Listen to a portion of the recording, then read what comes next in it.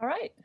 Welcome everybody to the Utilities Advisory Commission December meeting. We will start by taking roll call.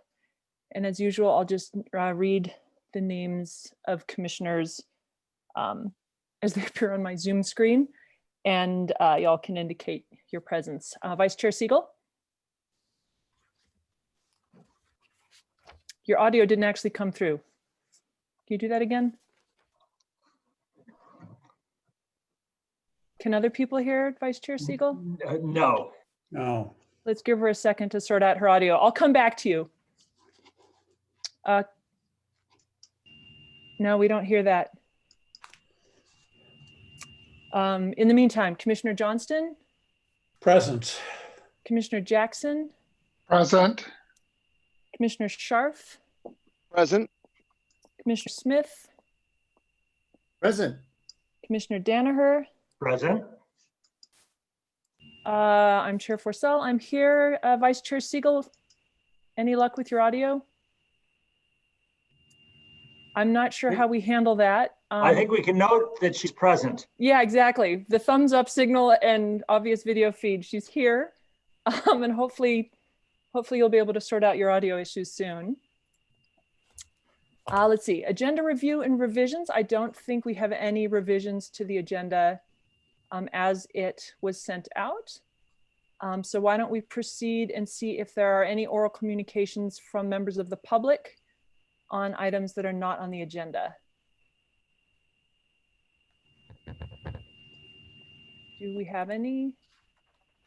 I do not see any hands raised in the Okey-doke. public.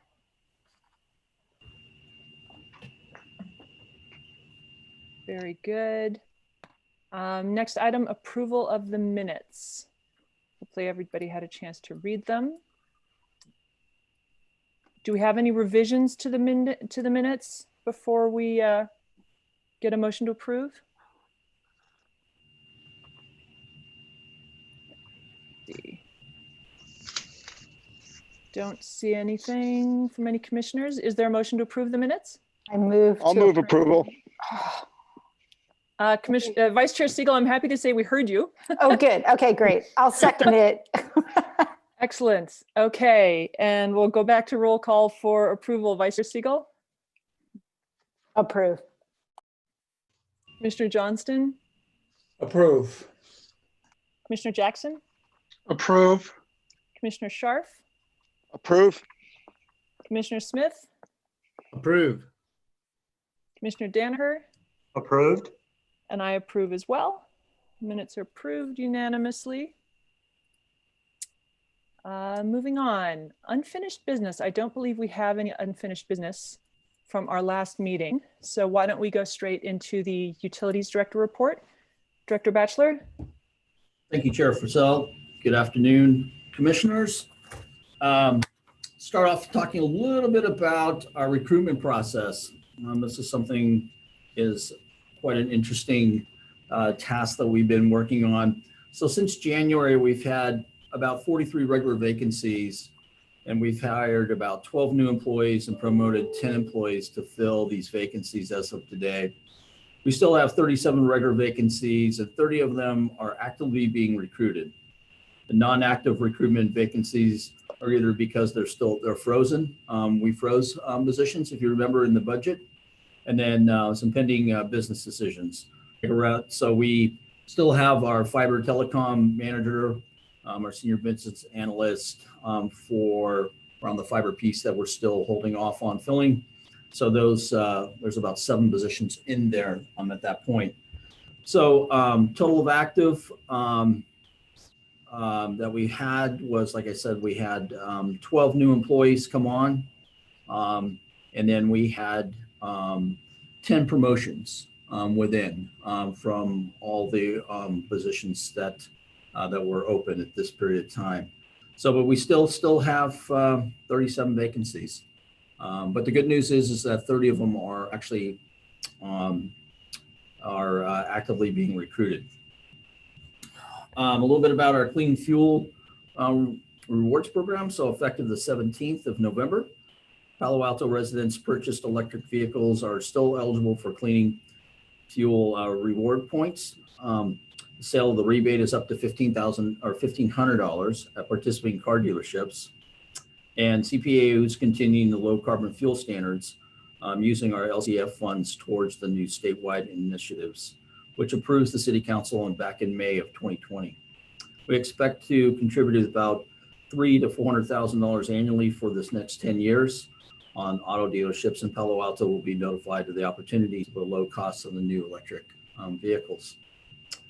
The California Energy Commission, California Electric Vehicle Infrastructure Program, which is our CALI-EV-PIP, which aims to develop and implement regional incentives to support statewide adoptions of EVs, has partnered with 5 local energy agencies to launch about $55 million rebate through this project for installation of public access electric vehicle charger stations throughout Santa Clara and San Mateo counties. CPAU has committed that $1 million of those LCF funds that we've talked about in the past to receive $1 million in grant funding. So we put in $1 million, and we're going to get $1 million back from these grant fundings from the Peninsula Silicon Valley project. These funds will become available to all eligible Palo Alto commercial customers to install level 2s or 3s fast chargers over the next 2 years. And hopefully this will help us approximately gain some ground on launching more chargers. And as we talked about that, we will be giving on a quarterly basis, we will be giving a more detailed report on how this program is working and how many actually installations that we are doing. We're pleased to announce that Genie Virtual Assessments is now being offered on the new virtual assessment platform, which provides residents with remote evaluations of their homes and energies and water efficiencies. Due to the COVID safety protocols, the Genie program has been unable to offer in-home assessments that's been provided since 2015. For $49 subsidized fee, this new virtual phone and video-based platform allows residents to walk through their homes, guidance from the Genie technician to review and uncover inefficiency, comfort concerns, even health and safety issues. So no additional charges for the virtual program. Also, the participants' electrification readiness evaluations at no additional charges. And the virtual program also offers participants for LED bulbs and smart power strips. A little bit about where we are with our fiber expansion program. We're still staff's working with Magellan on a citywide expansion. As everybody knows, the project's completed all but one of the internal fiber needs assessments. So the department assessments include, so we went through and spoke to other departments, field operations, ours, libraries, Office of Emergency Services, commercial fiber, IT. We also talked to fire. We also talked to Public Works to take a look at what those needs might be at that period of time. There's a gap analysis that's been created for the city's fiber network, anticipating for the full system audit. And the audit will show system maintenance and capacity needs. The fiber management system, which is the network tracking, planning, and maintenance production data hub. So we're hoping to finish that up fairly quickly. They've done all their interviews with and their needs assessments from all the departments. So we seem to be on the right track. And we are still looking for somewhere in the first quarter, we should finally get our first report for, this is where we were looking at the first section, and then we took section number 3, kind of broke it into section 1, and then also took the remaining of 3 and put it in the 2 area of what will be coming next from Magellan. And the last thing is upcoming events. Actually today, Tuesday, December the 8th, from 6:30 to 8, the importance of the natural environment in meeting and our sustainability goals webinar is going on as we speak. Unfortunately, actually, no, it was yesterday, this is the 8th. My apologies. Yesterday that happened. So it's a little late. But we did have a webinar and we were hoping to get some feedback from the community on this, in which directions that will be going. And with that, that concludes my report. Thank you very much, Director Batchelor. Questions? Yes. Yeah. Yes. Go ahead, On the- Commissioner Danaher. Thank you. On the hiring, how many of those positions are they office positions that can be done remotely? How much are for field ops or people who have to be on site? I didn't break those numbers down exactly, but I can tell you the majority of those positions that we have are mostly field operations, mostly in the electrical operations. I know that we have 7 of those 37 are in water, gas, wastewater. We did lose some of our field staff to that, but the majority of them are lineman classifications. We have a compliance tech position on the electric side. We do have a couple openings in the substation. So the majority of them are mostly operations. We'd also have 3 openings in our engineering group on the electric side. We're also recruiting heavily for the electric manager's position. We actually got a short list yesterday down, and interviews are being scheduled with 6 candidates. We actually went to the outside, hired an outside firm to look for that manager's position, and we got really good responses. So those were very promising with that. So hopefully by the first quarter, we'll have actually an electric engineering manager. All right. Thanks, Dean. Uh-huh. Dean, I had a quick question. It's Greg Scharf. Yes. You talked about the level 2 charger for all Palo Alto residents. What was the, you're basically we're subsidizing that, or what are we doing with charging stations for that? I missed that.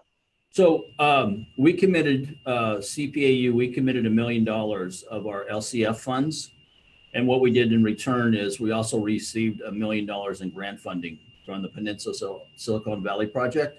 So we actually have $2 million that we can subsidize for level 2s and level 3 fast chargers over the next 2 years. But This will help.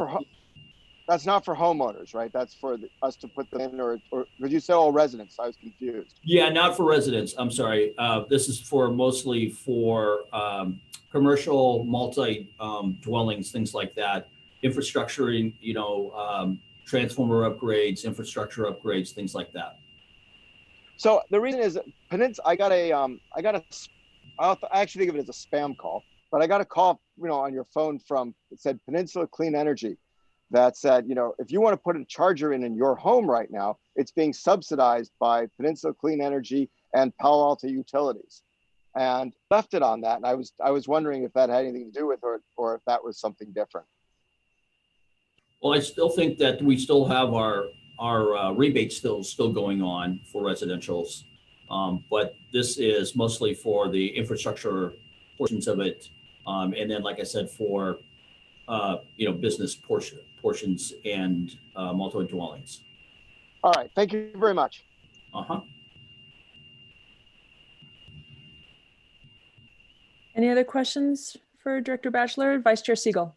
Yeah, just one point of clarification. I just want to confirm that final SCAP community webinar is next Tuesday, the 8th. And so if there's anyone listening to this who wants to participate, I don't think they have missed it yet. Is that your understanding? That is my understanding. Great. But yeah, that's right. I'm a week ahead. Sorry. Yeah, thank you for the clarification. Yeah, I'm thinking today was the 9th. I apologize. Yes. Don't rush things. Yes, I know. Really, it's true. Thank you. Thanks. Thanks for clarifying. All right. Shall we move on? Let's do that. So new business, really interesting agenda today. We will start with a discussion on comparison of water rates and average bills among cities supplied by the SFPUC. And does staff have a presentation to kick off with? Oh, and sorry, let's first check if there are any members of the public wanting to comment on this item. I'll wait a few seconds, but I do not see any hands raised. Chair Purcell. Thank you. All right, then why don't we go ahead and turn it over to staff? So staff does have a presentation resource. planner, Lisa Belair, will be making a presentation. So with that, I will turn it over to Lisa. Yes, good evening, commissioners and council member. My name is Lisa Belair, and I'm an acting senior resource planner in the utilities department. And I just tried to share my screen, and I just wanted to get confirmation if you can see the presentation. Yep. Yes, we can. Okay. All good. So this item discusses a comparison of water rates in cities supplied by San Francisco Public Utilities Commission. And this work was completed to answer a question that the Finance Committee had in the spring, trying to gain a detailed understanding of why Palo Alto's rates are higher than cities with the same supplier. And it also implements the utility's strategic plan priority 4 on financial efficiency and resource optimization on the benchmarking action item. There have been several past benchmarking studies looking at the water utility, and those are listed here on this slide for your reference. Palo Alto obtains 100% of its potable water from San Francisco Public Utilities Commission, and Palo Alto is a member of the Bay Area Water Supply and Conservation Agency, or BOSCA. BOSCA represents the interests of Palo Alto and many other Bay Area water agencies that purchase some or all of their potable water from San Francisco Public Utilities Commission. And this slide shows a map of the BOSCA agencies, and I labeled several neighboring agencies for reference in case we want to refer back to them.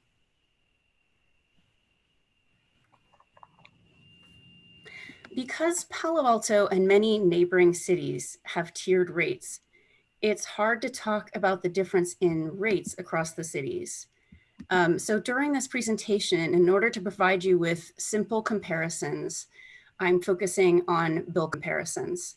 So this slide shows 3 monthly usage levels for single family residential customers: low, or 4 CCF per month in blue, medium, 8 CCF per month in red, and high, 18 CCF in green. And the average monthly use in Palo Alto is around 11 CCF. So you can see that at the medium usage level, Palo Alto is about 9% above this comparison city group. We typically compare the total utility bill, not just water, to this particular group of neighboring communities to try to estimate the cities that Palo Alto, or the cities or locations that Palo Alto residents might instinctively compare themselves to. However, only the cities that are in bold shown here, Redwood City, Palo Alto, and Hayward, purchase 100% of their potable water from SFPUC. And then I have a similar slide for commercial customers, showing that also for commercial customers, Palo Alto's bills are approximately 4 to 7% above the comparison city average, and it depends on how much water the customer uses. So for this analysis, I took a look at the BOSCA member agencies that obtain 100% of their potable water from SFPUC, and there are 16 of them. Of those 16, 9 are cities, including Palo Alto, 6 are water districts, and 1 is an investor-owned utility district. So this slide focuses on the 9 cities, including Palo Alto, and shows the bills at 9 CCF. Palo Alto's bills at 9 CCF for this particular comparison group are at the low end. However, Hayward's are lower, and Redwood Cities are similar and lower at certain usage levels. All of the other cities shown here that obtain 100% of their water from San Francisco Public Utilities Commission have less than half as many customers as Palo Alto.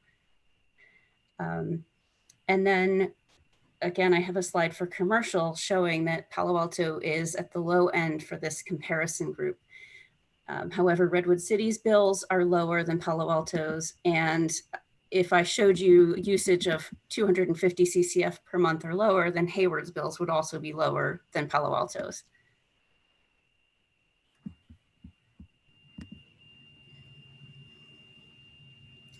So over the last 10 years or so, or I guess I'm showing about 15 years in this slide, Redwood City and Hayward's bills have increased faster than Palo Alto's. And so the gap between Palo Alto and the other cities is narrowing.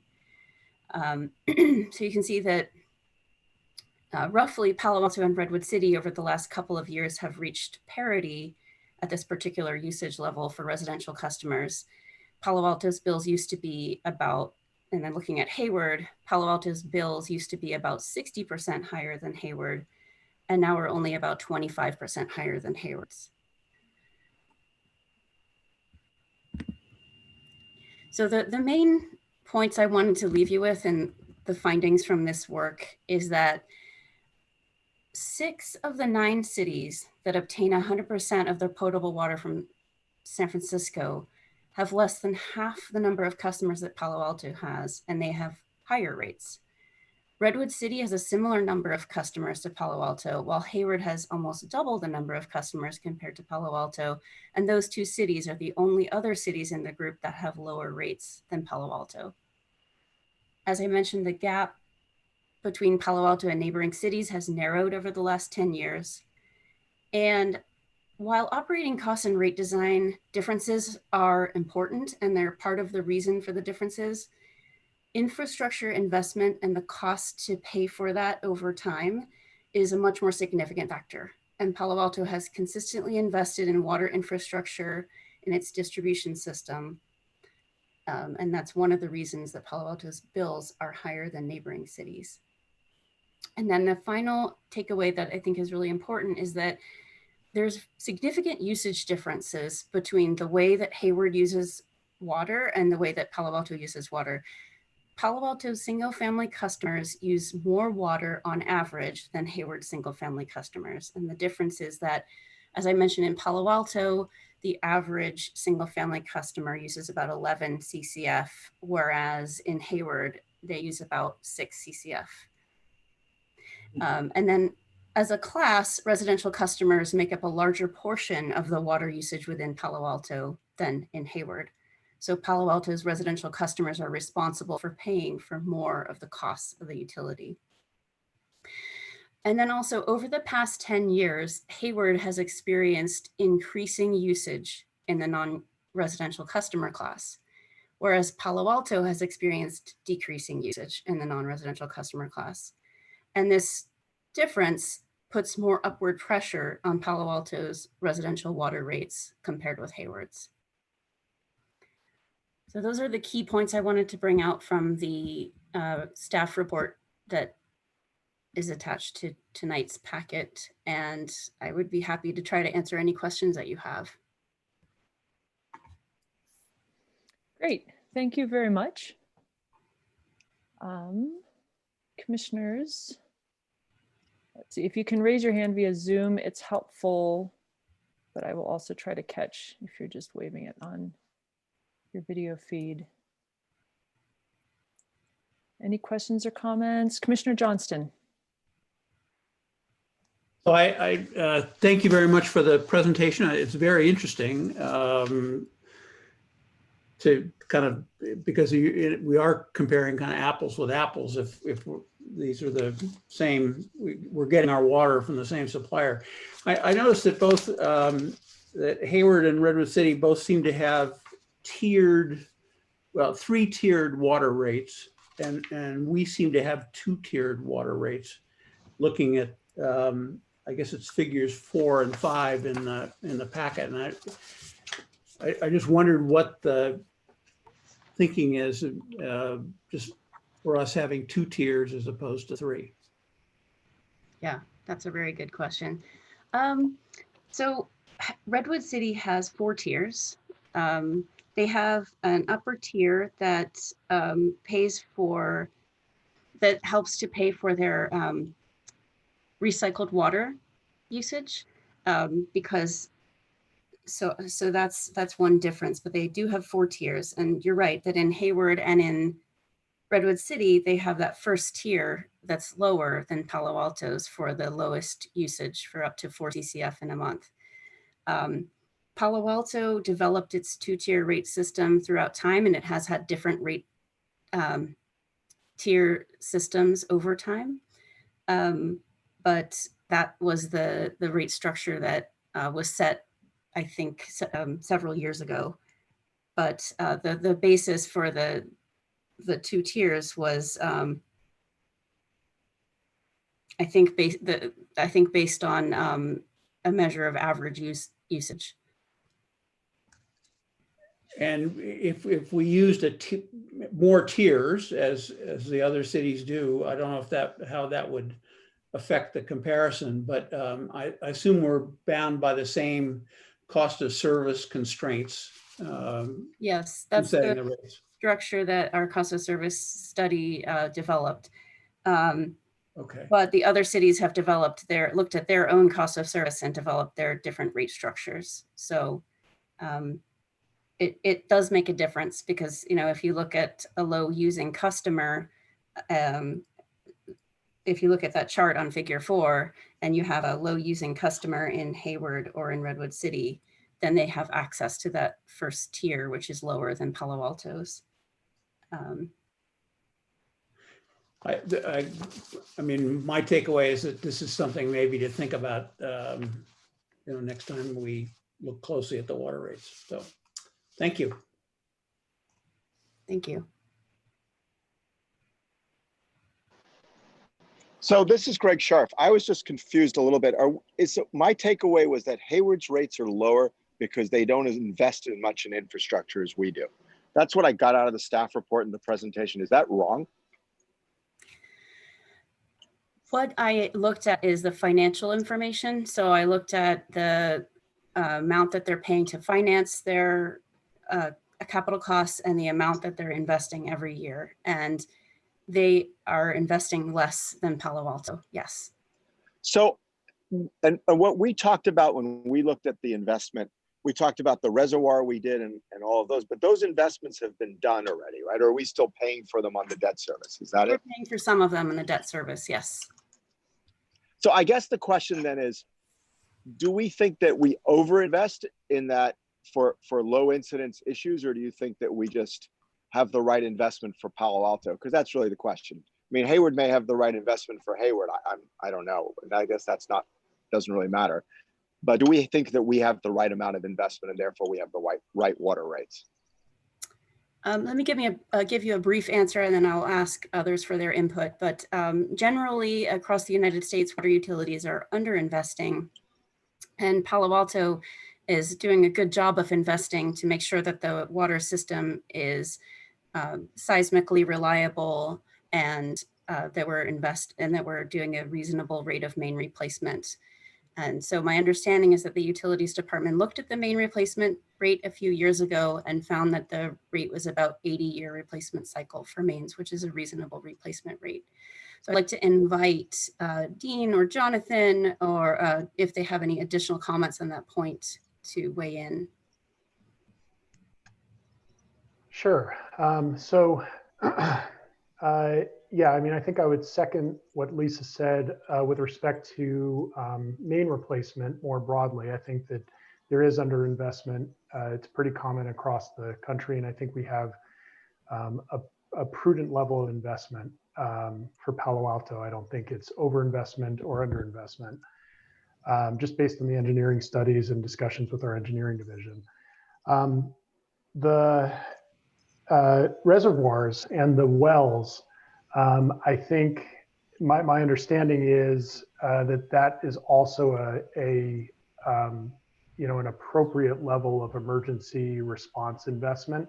I think the challenge with our investments is that they are a little bit more expensive because we've relied on a set of reservoirs up in the foothills that were built originally when there was an expectation that there was going to be a lot more development up in the foothills, and then that area was preserved and restricted from development. And so we have a fairly spread out infrastructure with a lot of our water storage spread out across up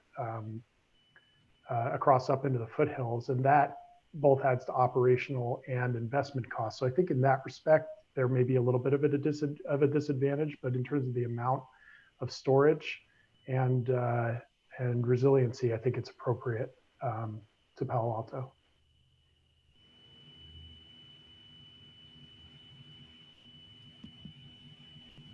Thank you. Thank you. Does that cover it for you, Commissioner Scharf? It does. Yeah. No, I just wanted to make sure that we're not over investing, if that's really the difference. And I mean, I would guess, I mean, I don't know. And I would guess that the main replacement in Hayward is probably pretty similar, but maybe it's not. But I would guess it probably is. And I was guessing that it was mostly the reservoirs and those. And I don't know of any large infrastructure projects we're going to do since. So I actually thought that was really helpful. Unless there are other large infrastructure projects we're planning on, that now would be a time to sort of mention it. But other than that, I think we're good. Commissioner Smith? Oh, go ahead.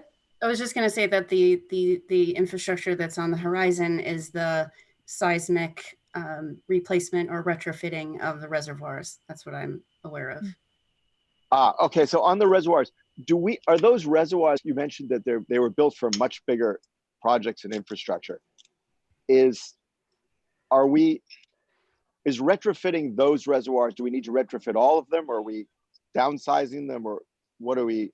Yeah, I mean, just a clarification on what I was saying is that the amount of storage that we built is right for the infrastructure we have. It's the location, putting it way up into the foothills. It was meant to serve a dual purpose, both for fire protection and also to maintain pressure up at those higher altitudes.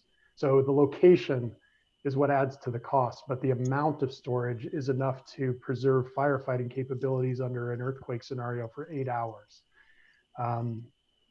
And yeah, so.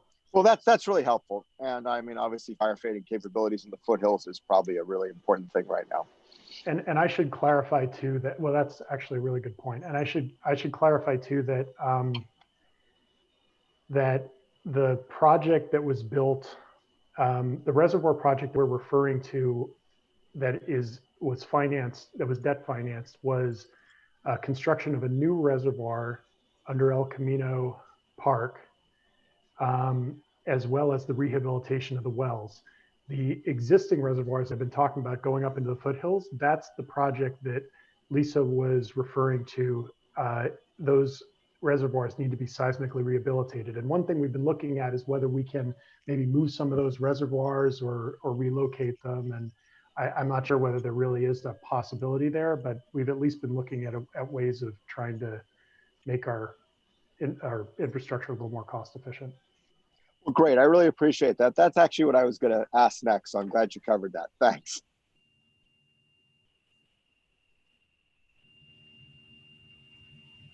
Commissioner Smith? Thank you so much. First of all, my kudos to the staff. I thought this was a great report. And it was fascinating to read. I absolutely, when I read through it, I absolutely understand the relationship with between Redwood City and Palo Alto in terms of rates and costs. And I can see the capital intensity that Palo Alto has relative to Redwood City. I can also see it relative to Hayward, given the fact that Hayward is so much larger than Palo Alto from a residential single-family home perspective. What I'm having a hard time rationalizing is the commercial side between the two cities, in between Palo Alto and Hayward. And if I look at their service charges, Hayward's is flat. It doesn't matter the type of connection. It's $14 on a monthly basis. Whereas ours, it's odd, but it's actually more expensive for a single family resident to have a larger service monthly charge, which perhaps that was intentional. What was equally odd was table 2 of page 10, where if I look at the average commercial bill between Palo Alto and Redwood City and Hayward, Redwood City is lower, but Hayward is almost on par with Palo Alto. So am I correct in saying that even though we're more expensive, we're charging a water rate for commercial customers that's on par with a less expensive infrastructure? Is that a correct statement?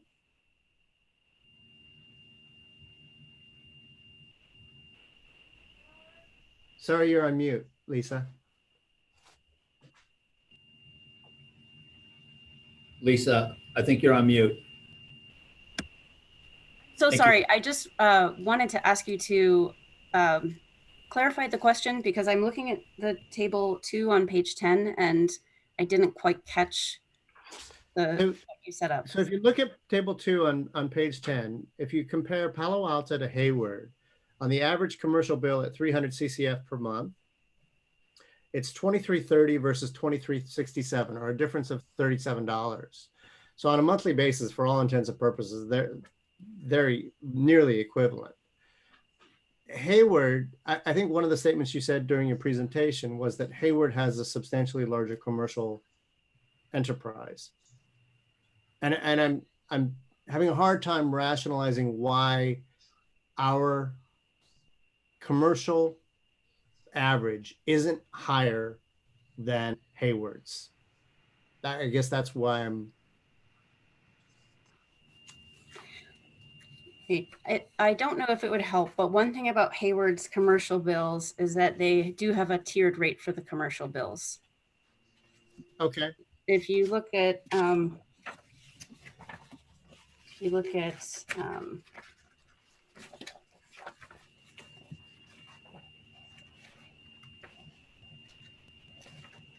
Yeah, we're looking at page 7. yeah, if you look at page 7, you can see the tiered rate for commercial customers for Hayward. So I do not have a listing of all their commercial customers and how much they use and how much revenue they provide. So it's hard for me to, so I don't Whereas think. Palo Alto, so that's a great question, Lisa, and it is helpful, because what that slide says to me, what that chart says to me, is that we charge a flat rate irrespective of use. Oh, no, it's a volumetric rate. So for each unit that you use, you pay the same volumetric rate. Is that what you meant? Yep. Okay. So, okay. Okay. I'm just saying it's hard to get a mathematical feel for how much their rates should be, because they have a tiered rate there and we really don't know. All I'm looking at is the total usage for the residential versus the non-residential, and I don't have a lot more resolution on the usage than that. Sure. Okay. All right. Thank you.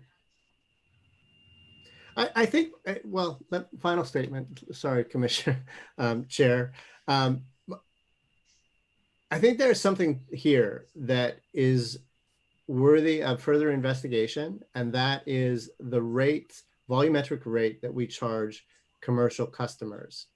If we are spending more for infrastructure and we are providing a more resilient system by spending more and maintaining our system appropriately, but we are charging a flat volumetric rate for commercial customers, we're literally giving a better service for less money, and we're not recouping our capital investment. I can't say that definitively, but that's how I read this. What it's further solidified by our service fees, our service charge, which a service charge is just a flat service charge, right? It's a monthly service charge in a bill. Is that correct? So yes, it's a monthly amount that each customer pays. Yes, depending upon. So are we incentivizing commercial customers to come to Palo Alto by discounting that service? And are we incentivizing commercial customers to come to Palo Alto by discounting our volumetric rate on water? I think I sort of see what you're getting at a little bit. Let me try to say a couple of things about our cost of service study for the water utility, which we completed a year ago or so. In terms of the relationship between the commercial monthly service charge and the residential monthly service charge, we looked at the cost to serve residential meters of 5/8 inch versus 1 inch for residential specifically and for commercial specifically. And we found that some water meters are upsized for residential customers to the 1-inch size for fire flow purposes and for other reasons such as the shape of the customer service. So for the residential customers, the rate was consolidated for the 5/8 inch, 3/4 inch, and 1-inch customers. So the cost is appropriately captured in the service charge, but the commercial, I'm just happen to be giving you a 5/8 inch meter comparison here, but on the commercial side, we didn't do that consolidation because commercial customers have to have a separate fire meter, so they didn't have the same cost difference to serve the different sizes of meters. So their charge for their meter size was set appropriately based on the flow that could go through that meter. So that explains the first part of your question on the meter charge differences. And then in terms of the volumetric charge, you're right. It's a rate design to have that uniform rate volumetric charge for commercial. So that's something that we could look at.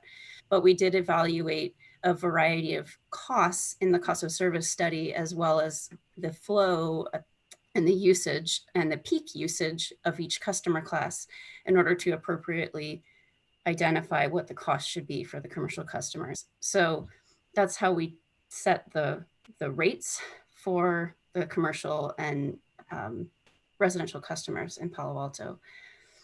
But whether there's significant differences between the types of commercial customers and the makeup of commercial customers in Palo Alto and the commercial customers that are located in Hayward, and the type of customers, the amount of water that they use.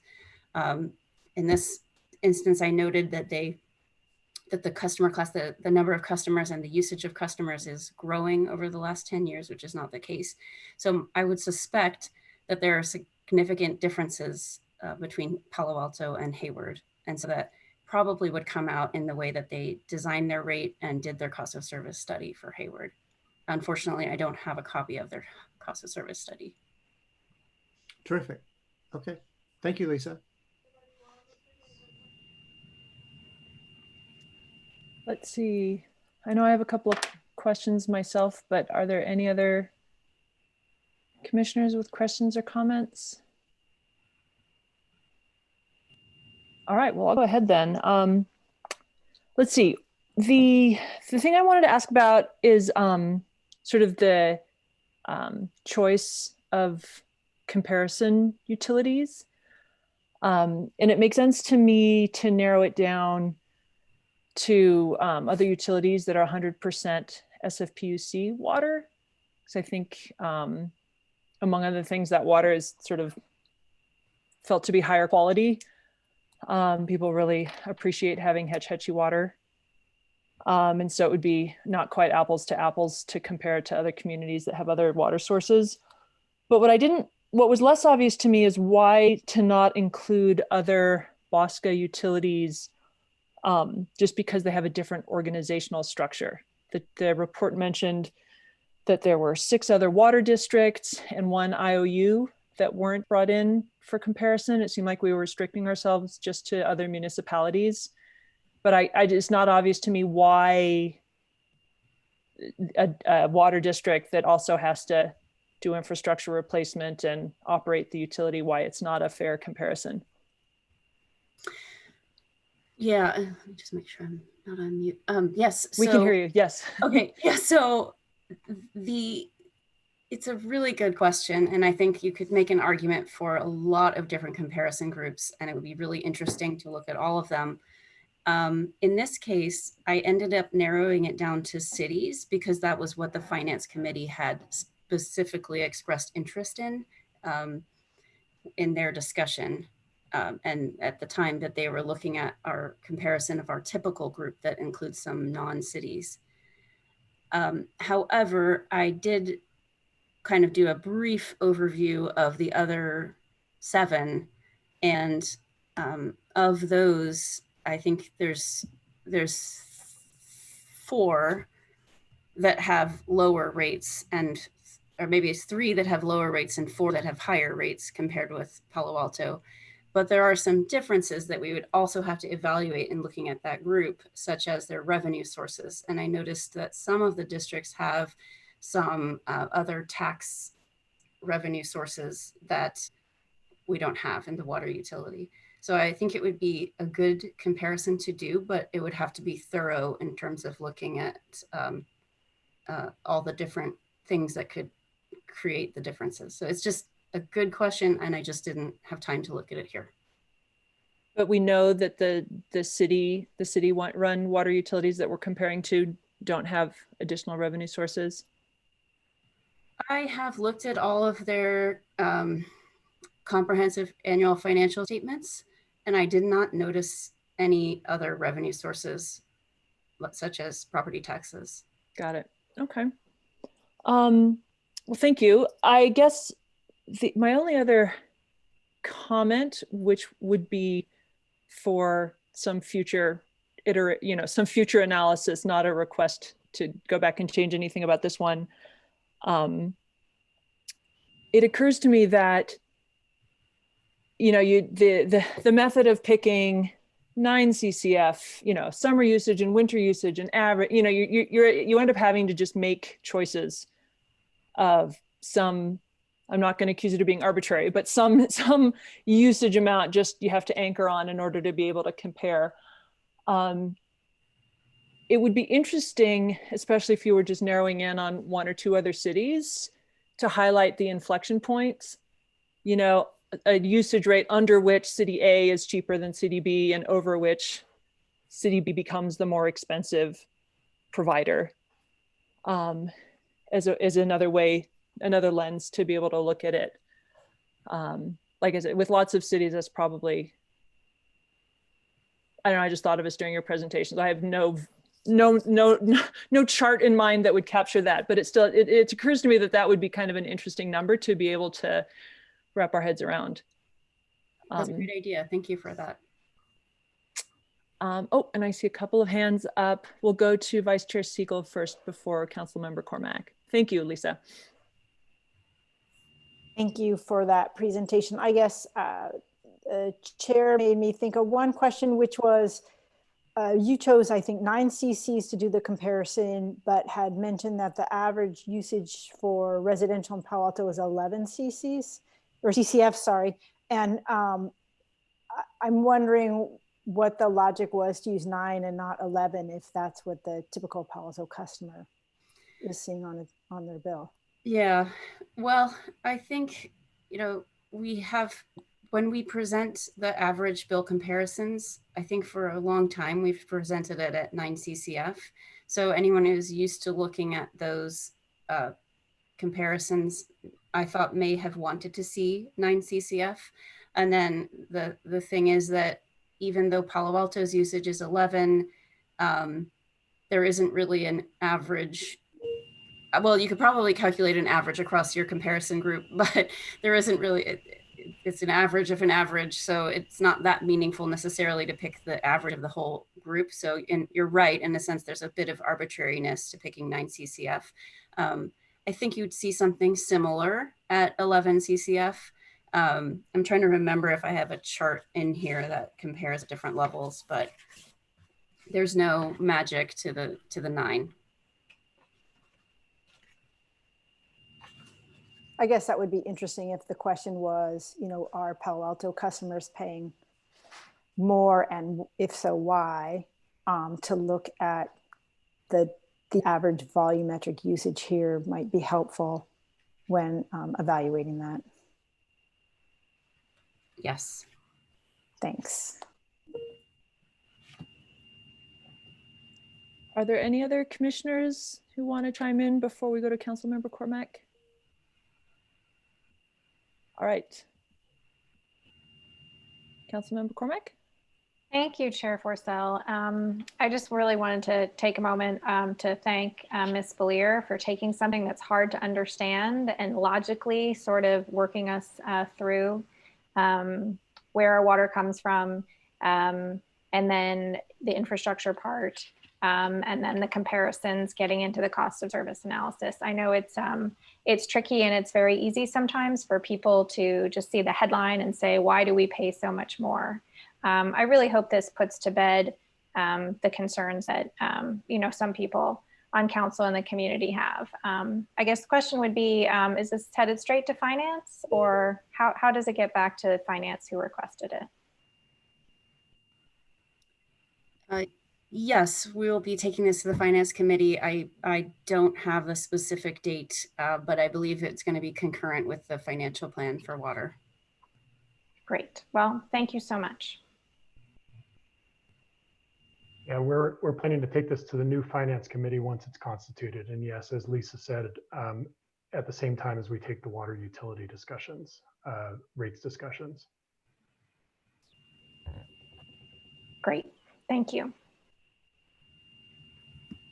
All right. Thank you very much. I dare say that concludes that item.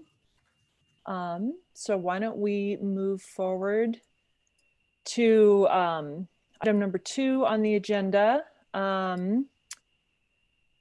about energy storage system targets and the energy storage report. Before we go to a staff presentation, which I assume there is one, let's quickly check in if there are any members of the public who wanted to comment on this. There are no hands raised in the public. All right. Great, then let's hand it over to staff for presentation. Go ahead, Jonathan. Oh, Jonathan, You're on you're mute. mute. Just introduce Senior Resource Planner Lena Perkins, who will present on this topic. Thank you. Good evening, commissioners and Councilmember Cormack. Can you hear me okay? All right, so I will share my screen. Okay. All right. And you can see my screen as well? All right. Yes, thank you. Perfect. So this evening, I am bringing you an energy storage report that we will be submitting to the California Energy Commission to show that we investigated setting energy storage. We investigated the cost effectiveness of energy storage in our territory and examined setting targets for energy storage within our territory in the future. Let's see, make sure it goes forward. Okay, so, and I'm trying to get rid of this here. All right, so my outline is here. Just briefly, why are we looking at storage? Why does the state care, the CEC care? Why is this such a hot topic? Some of the key takeaways of our modeling results and how to understand them. And then what next for both the report and the utility actions, and then the recommended UAC motion. So why storage? Because batteries are coming down in costs, that battery installations are coming up everywhere. And fundamentally, it's about carbon. It's about shaping the intermittent renewables to the times when people are using electricity now that we have such a predominant duck curve. So in the morning and the evenings when the sun is going down largely in California is really one of the large use cases. And it's something that we all became keenly aware of, that evening ramp period in the August rolling outages. And these are, it's of great interest. And the costs have been decreasing as the technologies mature and as they reach economies of scale. CPAU is also required to investigate energy storage once every 3 years. And in 2014 and 2017, City of Palo Alto utilities did not choose to set energy storage targets. And the analysis shown here, as well as an analysis conducted with NCPA and SEPA, the Smart Energy Power Alliance, I believe, showed that energy storage is not yet cost effective for Palo Alto. Therefore, staff is not going to set energy targets for 2020, but will continue to look for opportunities and align incentives in the future, given the unique possibilities of lowering overall carbon footprint. So in concept, this is why everyone's excited about storage. Everyone wants to lower carbon emissions from electricity overall. There's still a lot of natural gas in California. And if we can, and the dirtiest plants are actually coming on in the summer and fall in those evening ramp periods. And if we can store some of that surplus solar electricity during the day and use it during the evenings, then that will have a real impact on the marginal carbon emissions of the grid overall. There's also an interest in empowering consumers by leveraging distributed batteries that are sited at customer properties. And then you can potentially get this value stacking where it can provide resiliency to a consumer. Maybe it can provide on-site storage for on-site solar, as well as, you know, even have the opportunity to lower the overall cost for the electric distribution system. And then, of course, with wildfires and other catastrophic events, there's always been great interest in resiliency, and batteries, unlike diesel gensets or gasoline generators, they're not going to be emitting on site. And so, you know, it'd be a good solution for air quality. These are very laudable goals, and the batteries are definitely getting there in some respects. But for right now, even with costs coming down for utility scale batteries, you know, the curtailment, so overbuilding of renewables at the utility scale, is still less costly than batteries at this point. And so that's why we're seeing curtailment, and it's not necessarily a bad solution.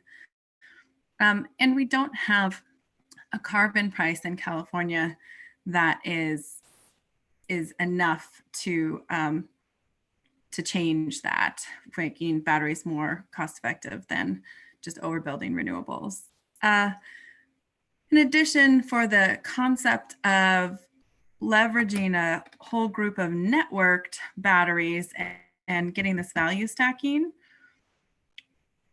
most of these applications, when you actually look to use batteries for different services for different interested parties, they're actually still competing with each other. You know, the battery is still one thing, and it can only, in large part, it has to choose what it can do at one time. If you're going to reserve half of your capacity, for example, for catastrophic events, you can't be using that capacity on a daily basis because you never know when a catastrophic event is going to come. And there are other ways that they interact with both the utility, distribution utility, and the wholesale market, which are effectively competing. And then in terms of catastrophic resiliency, there's definitely critical locations where batteries could serve that purpose. And it's just a question of space and cost, and pairing those with very long duration storage options such as generators. So that's really more of a question of, right now, having a smaller generator tandem with a battery and solar is still more economical than batteries on their own. So I know the graphs in here are difficult to understand, so I'm going to walk through the residential and commercial graphs. So this is for the residential results. The high-level takeaways are that batteries installed at a home that already has solar are not saving owner money, other than the value that homeowner may put on the resiliency. So it's not driven by economics at this point. And a battery installed at a home that has solar does save a marginal amount of carbon if it is exercised with the solar to, you know, increase the amount of solar that is used on site instead of being exported to the grid. But it doesn't save very much carbon, and it's a pretty expensive way to do that. And so walking through the bar graph on the net benefit side to the customer, you have this green, dark green, and kind of, let's call it purple bar. And so the green bar is just the tax credit to the customer, and the blue bar is assuming that this is a customer on the NEM successor rate. So where if they export solar to the grid, they're only compensated at the avoided cost. Instead, they store that solar and in their battery, and then, you know, use it to cover their own load.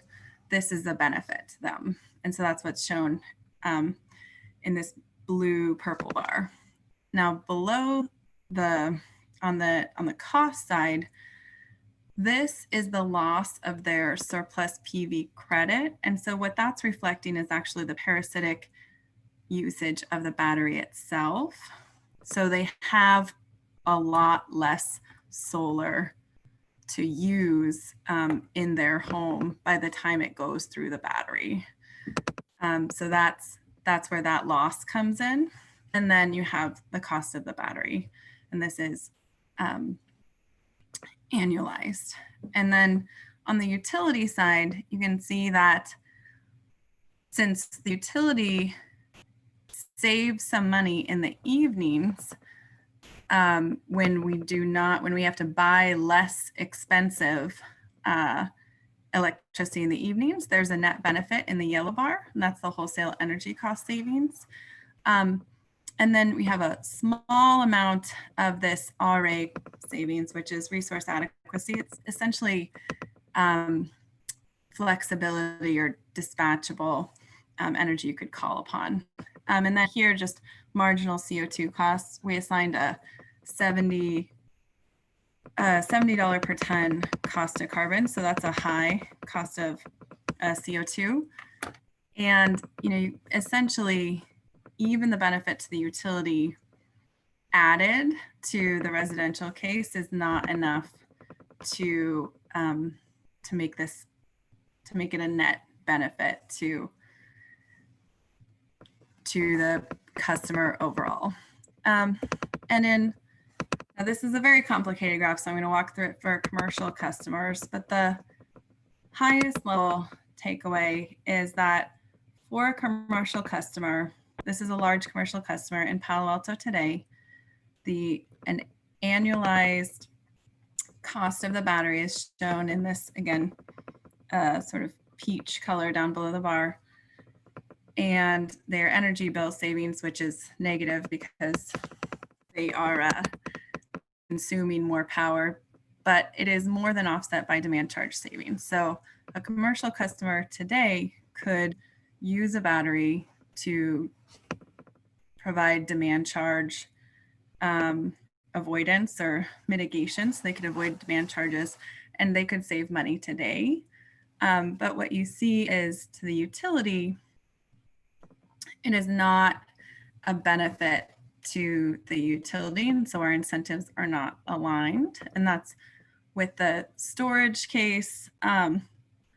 Also with the solar and storage case, it is not as much of a benefit to the utility as the avoided demand charge. And then if the utility were to work with that customer and restrict the hours that they use the battery to only the dirtiest, highest carbon hours where it's most valuable to the utility, that means that the commercial customer is no longer receiving the majority of the benefit for that demand charge avoidance. And that's the third case over here. So, you know, this is something that we can potentially look at in the future, either through revised time of use rates where we're compensating where we're charging less for energy used in the middle of the day to reflect our lower wholesale costs and charging more for energy used during the net system peak, which is generally around 6 or 7 p.m. and it's shifting later every day. And the fundamental issue here is that the commercial customers peak is closer to 3 or 4 p.m., whereas the system peak is closer to 6 or 7 p.m. And so that's when the grid really needs batteries to show up. So we can look at this in the future. So next steps, and you have an extensive report in front of you in terms of the draft that we'll be submitting to the CEC. I do apologize that the formatting was corrupted, and I will try to get you we will get you a final PDF before submitting. But staff is not recommending energy storage targets to be set. It does not appear to be a prudent use of customer funds at this point. So we will be bringing that to council to notify them that that's what we've submitted to the CEC. We'll be submitting the findings of our investigation to CEC and council. We're going to look at some more specific locations for resiliency opportunities. And then we'll also work to align our incentives with our residential and commercial customers as the storage prices are projected to continue to decrease. And then we could also think about using our electric distributed devices, thermal devices in particular, as essentially thermal batteries or batteries that you don't have to buy and you can still flex demand. So the recommended motion is that staff recommends that the Utilities Advisory Commission recommend that council accept staff recommendation to adopt no energy storage targets in 2020 under AB 2514. And with that, I'm happy to go to any of the slides and accept any questions. Thank you very much for that presentation. Super interesting as always. Commissioners, are there any questions or comments? Commissioner Jackson.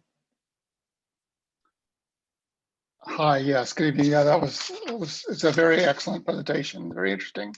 I have a question on the written part, not the slides, on page 4, the item number 3, time of use, rate bill management, and then the Roman numeral 2.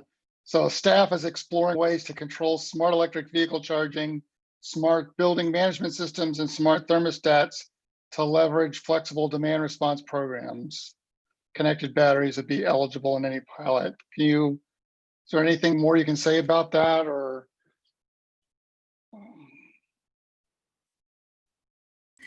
Yeah, I mean, I think this is something we actually have some more research in this that we had a Stanford fellow do this past summer, and especially smart charging for EVs on the residential part of the distribution system. You know, those are devices that, those are the devices that really would kick on right around the evening ramp period, and just deferring the EV charging by 4-5 hours, you know, having it beyond the 10 p.m. mark could have great value to the utility and the wholesale market, potentially for our resource adequacy needs, also to the grid at large. And then, you know, we'd have to be very cautious about how we manage our distribution system, but it could have some benefit for distribution deferral on the residential side. So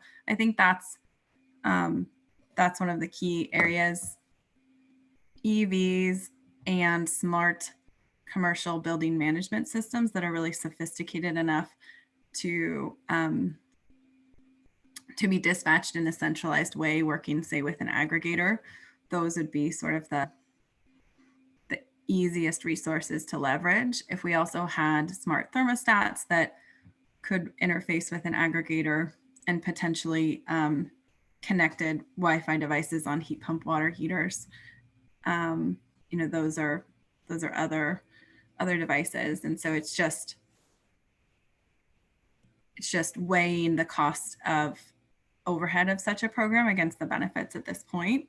And again, the EV chargers are probably one of the best applications there.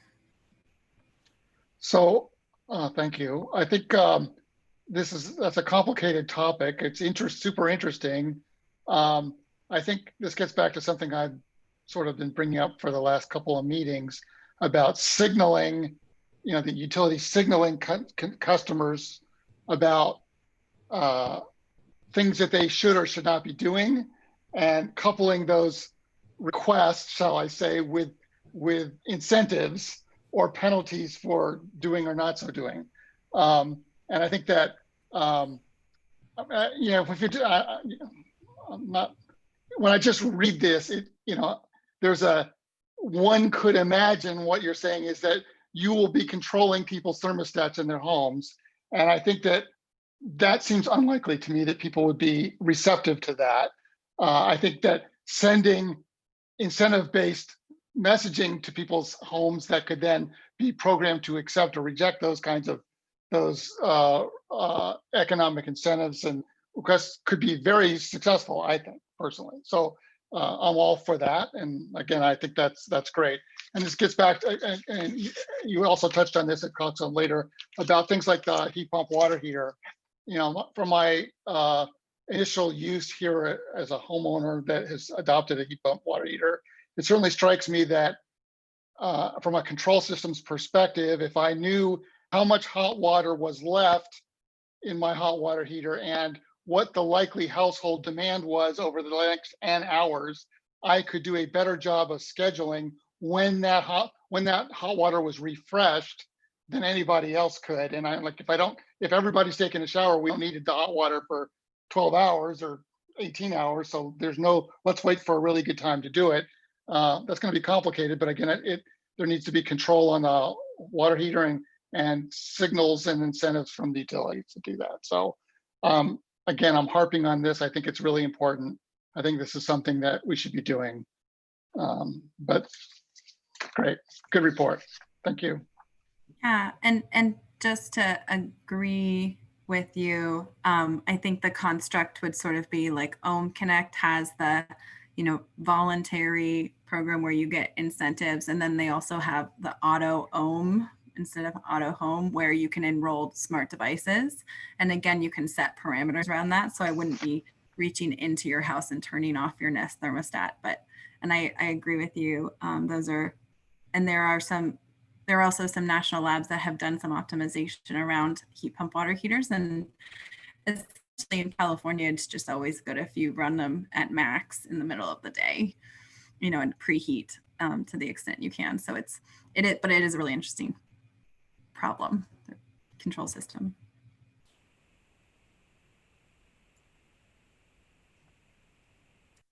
Commissioner Jackson, was that it for you? Okay, Commissioner Danaher. Yeah, thanks for the good presentation. First, one comment, what you just said. I really want to commend you for noting that demand response is an alternative to battery storage or increased generation, and is very fruitful. And it's so tempting to look at things in different silos when we should be making comparisons across different methods of delivering and conserving. So that's a very good point. Then the question, most of the presentation was about customer-sided storage, which is really not up to the utility to put in. That's a customer decision. And it's not something that I would ever favor subsidizing. I don't think that's the utility's business here, especially given your analysis on the value proposition. Very short comments in your report on the utility itself getting storage in connection with its generation.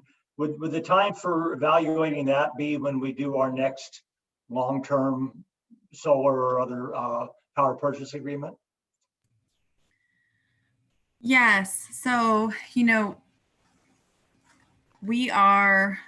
we're looking at any storage that is competitively priced.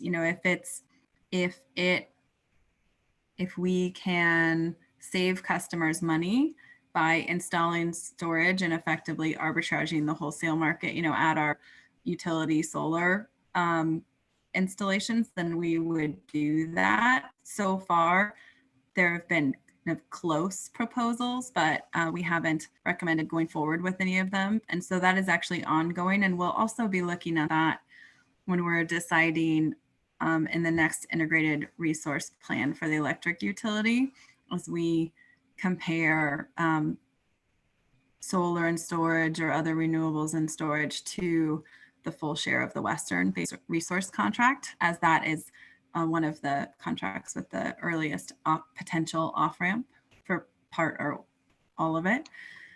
And that, we are not currently, since we have a surplus of utility contracts right now, we're not currently looking for more solar contracts. And had we been slower off the mark on our solar procurement, we might have gone to bundle one with solar and storage. But since we're long already, we don't need more. Right. That makes good sense. So this California Assembly bill requiring us to evaluate energy storage systems, was that about utility energy storage or customer energy storage? It's about both. The utility sided storage is actually much more straightforward to evaluate. And so, that's basically a PPA and working with the developers on who thinks they can manage the battery best and who gets to share the profits there, but it is actually more straightforward than the customer sided devices say. And there are utilities that are subsidizing or owning part of storage that's installed at customer sites to try to achieve co-benefits or something else that they want in addition to some local resiliency. So that is, it's a more difficult problem, and it's of greater interest, I think, to folks right now in general, although not you. Although not Palo Alto. Okay, got it. Thank you so much. Vice Chair Siegel. Thanks. Thanks for the great report and for explaining those graphs or charts. My one question, it seemed like a lot of the future economic benefit is around time of use billing. So does that mean, would you say that until we have smart meters, it's probably unlikely to be very promising to invest in storage? Yeah, so I think from a utility perspective, it's really hard to align. It's really hard to capture to send the right signals to our customers in a way that benefits the utility and therefore all customers and how they're using these storage without time of use, without saying, energy is free in the middle of the day, not sometimes, and so please, don't discharge your battery in the middle of the day, charge it in the middle of the day. And if we have no visibility there, it's hard to send those price signals. We can do it with individual devices, a smart thermostat, a smart EV charger, a smart building management system, but that just increases the number of interfaces that we would have to have, if we were to work with an aggregator, they have to work with all the devices individually. And so I think it's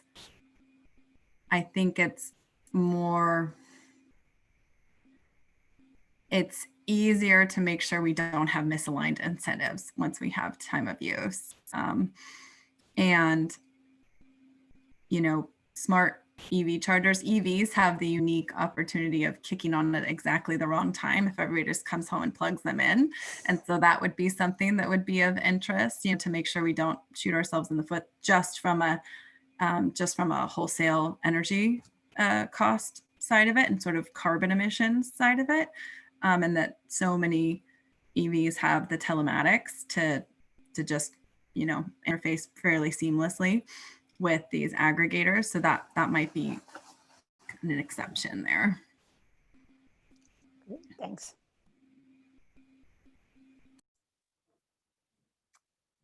Any other commissioner questions or comments? Scanning quickly for hands. All right, well, I have a couple items myself. Like everybody else, I appreciate the report. Let's see. Oh, one thing that ran through my head as I read it, it seems like battery storage, like lithium ion, or the Powerwall was the main sort of technology considered. I keep thinking about the fact that we have all those water storage tanks up in the foothills. This is probably hopelessly naive to think that it might be cost effective, but has anybody looked into whether there's potential for the utility to have pumped hydro storage built? No, I did a very cursory look at this, and I can maybe defer to Jonathan or Dean after I give my cursory answer there. But I think the first thing would be to not be doing our pumping at the most expensive hours, right? Even before we try to do anything fancy about arbitrage, just try to shift when we're using those pumps. Just for running the water utility, to be smart about running the water utility pumps. Yeah, well, at the right time. Yeah, we exchange water up there quite a bit. There's actually a lot of operational constraints. And so, and the response that I dug up when looking into it was that, there's just a lot of operational and operator constraints in how the system is managed right now that make that adding an additional constraint that's not worth that much money when it causes staff, headaches and other constraints will bind first, basically, just kind of not worth it at this point. But I can defer, if Jonathan or Dean want to speak more about that. That was a very good summary. I don't have a lot to add on that. I think the operational constraints is an important element of this. The only opportunities that we have considered over the last couple of decades, actually, and I've never found the right time. Again, because it is a very small opportunity. You think about the amount of storage we're talking about, it is nothing compared to Shasta Dam's reservoir or any of the other large reservoirs. So the amount of power you're talking about is very small. But we do have these pressure reducing valves when you're coming down from the upper elevations, and we have to use those to restrict the flow and transition the pressure from the high pressure areas down to the lower pressure areas. You can do that with an expansion valve, or you can do it, you can do that with a valve, but you can also run it through a turbine and capture some power on the back end. We're talking about a few 100,000 kilowatt hours compared to billions of kilowatt hours that we use on an annual basis. So worth looking at when we have an opportunity, like if we're redoing the pressure reducing valves, but not a high priority necessarily. But good thought, definitely. Interesting. On that. Yep. Interesting. Let's see. Another small question I have is just about the report mentions SGIP funding, which I looked up, Self-Generation Incentive Program. And I understand in the report why Palo Alto doesn't have the kinds of customers as PG&E does who would benefit from that. But my question is actually, is Palo Alto even eligible for SGIP funds, or is that just for investor-owned utilities? Yeah, so that is just for investor-owned utilities, and it's mandated by the state. But the kind of question is, if this is a good use of customer funds, given the customer demographics of Palo Alto, maybe we would make our own flavor of Palo Alto specific program. Got it. And it basically, because of the territory and all the reasons in the report, that doesn't look like it's needed or beneficial at this time. Okay, gotcha. So that's the sort of framing up why we're comparing to PG&E's, the way they use those funds. Right. Okay, and then my last question is just about the price of carbon. Did I hear you say when we were looking at one of the graphs that little white strip that you converted carbon to dollars to be able to look at the cost efficacy was used $70 a metric ton? I 70? did. Okay. Yeah, I use 70 just to make it show up on the graph, as a and it's a number that, it's not that far from what Shell and some oil companies are using for internal prices of carbon. So okay. But by way of comparison, in California, the actual cost of carbon right now is, I think, is less. Well, you probably know it off the top of your head. I'm guessing less than 20. Yeah. Okay. It depends on which market and everything, but yeah, less than 20. Yeah. Gotcha. So there are many knobs to turn in looking at what point it becomes cost effective, including the cost of the storage itself, obviously. Do you have a sense of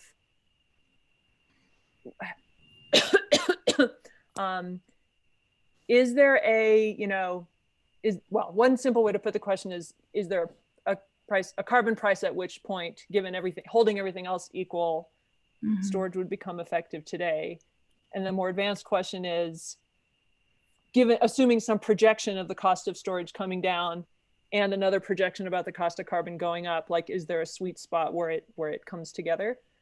Yeah, I probed, it's a good question. And I probed both of those somewhat. And it did lead me to leveraging our devices that we already have bought and paid for better, instead of buying something to do this, like buying a big heavy lithium ion battery for carbon reasons. It looked like, and these are a little bit old numbers, but it looked like more than $200 a ton would be, like a lot more for energy storage to become even close with the applications for residential. And but with demand response, like the flexible EV chargers and some others, it could already be cost effective, actually, because again, you don't have, buying the battery. You already have you're just operating an asset that you already have. And in terms of the battery costs, battery costs are declining a lot, and that's really great. The installation costs are not declining as quickly. So the full installed battery costs, and then the incentive, the investment tax credits are declining as well.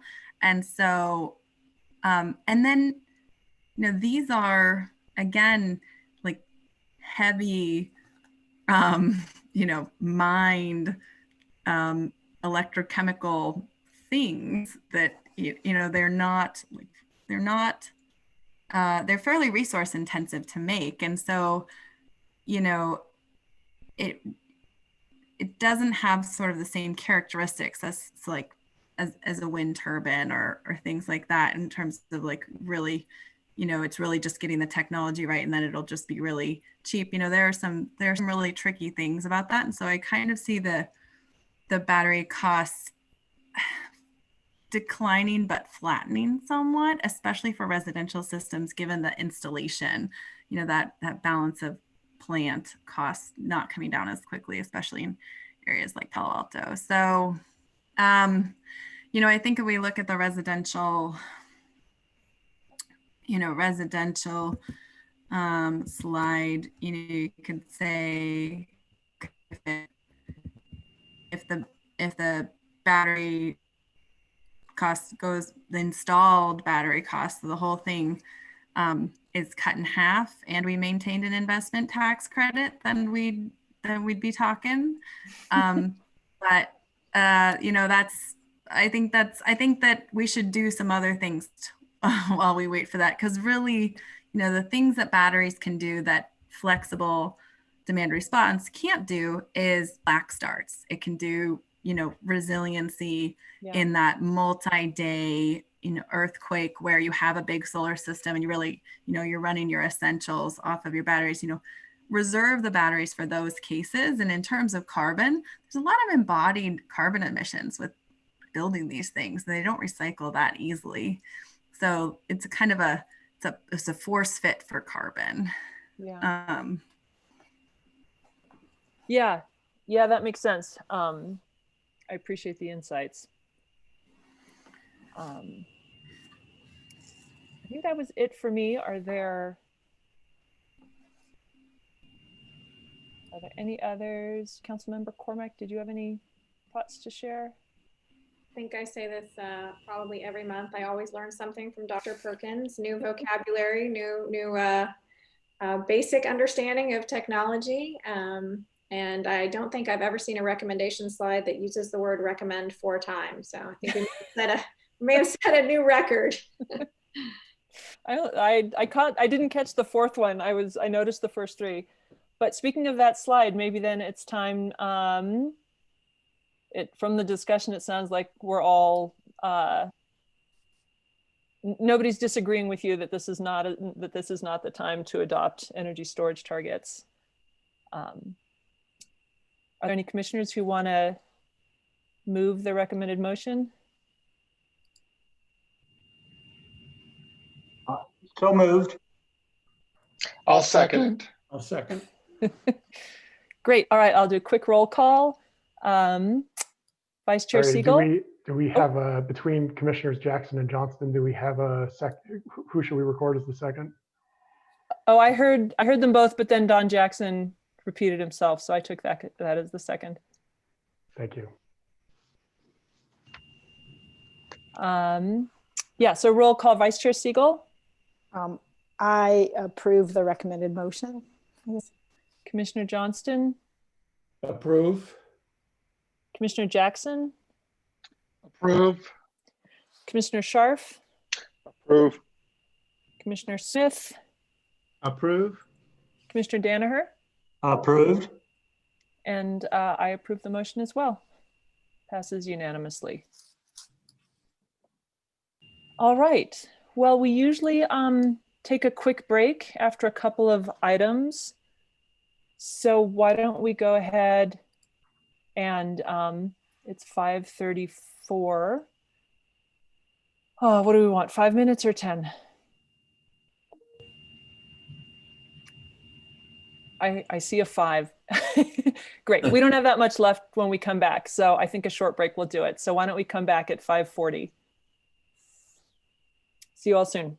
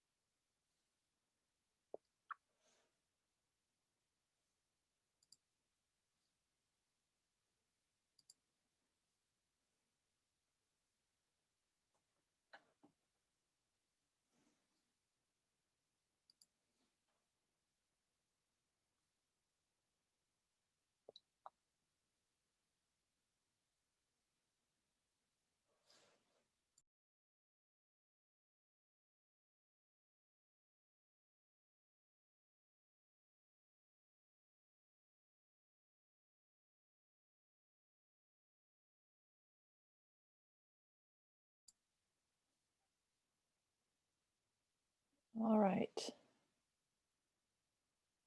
Welcome back. I'm seeing a few video feeds pop back on, which is very helpful to indicate folks coming back.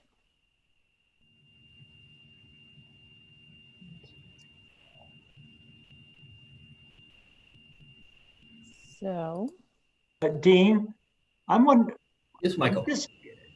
would you go on mute for a second? I want to see if the line is coming from your line. Yes, it is. yeah. So you may have a phone or something that's on or close to it, or a fan next to the computer. I don't know. It doesn't matter. When you're on mute, we can't hear anything. So It's not too loud, but it is, there is a subtle pitch coming in. Yeah, I think it's the fan off of my computer. I will leave it on mute. All right. Maybe you can check with IT and see when you're due for an upgrade. All right, well, why don't we get back, get started back. Our next item is a discussion on update on the fiscal year 2022 preliminary utilities financial forecast and rates. And actually, maybe before we go to the staff presentation, just a quick check to see if there are any members of the public who wanted to comment on this. There are no hands currently raised in the public. We can All right. proceed. Great, thanks.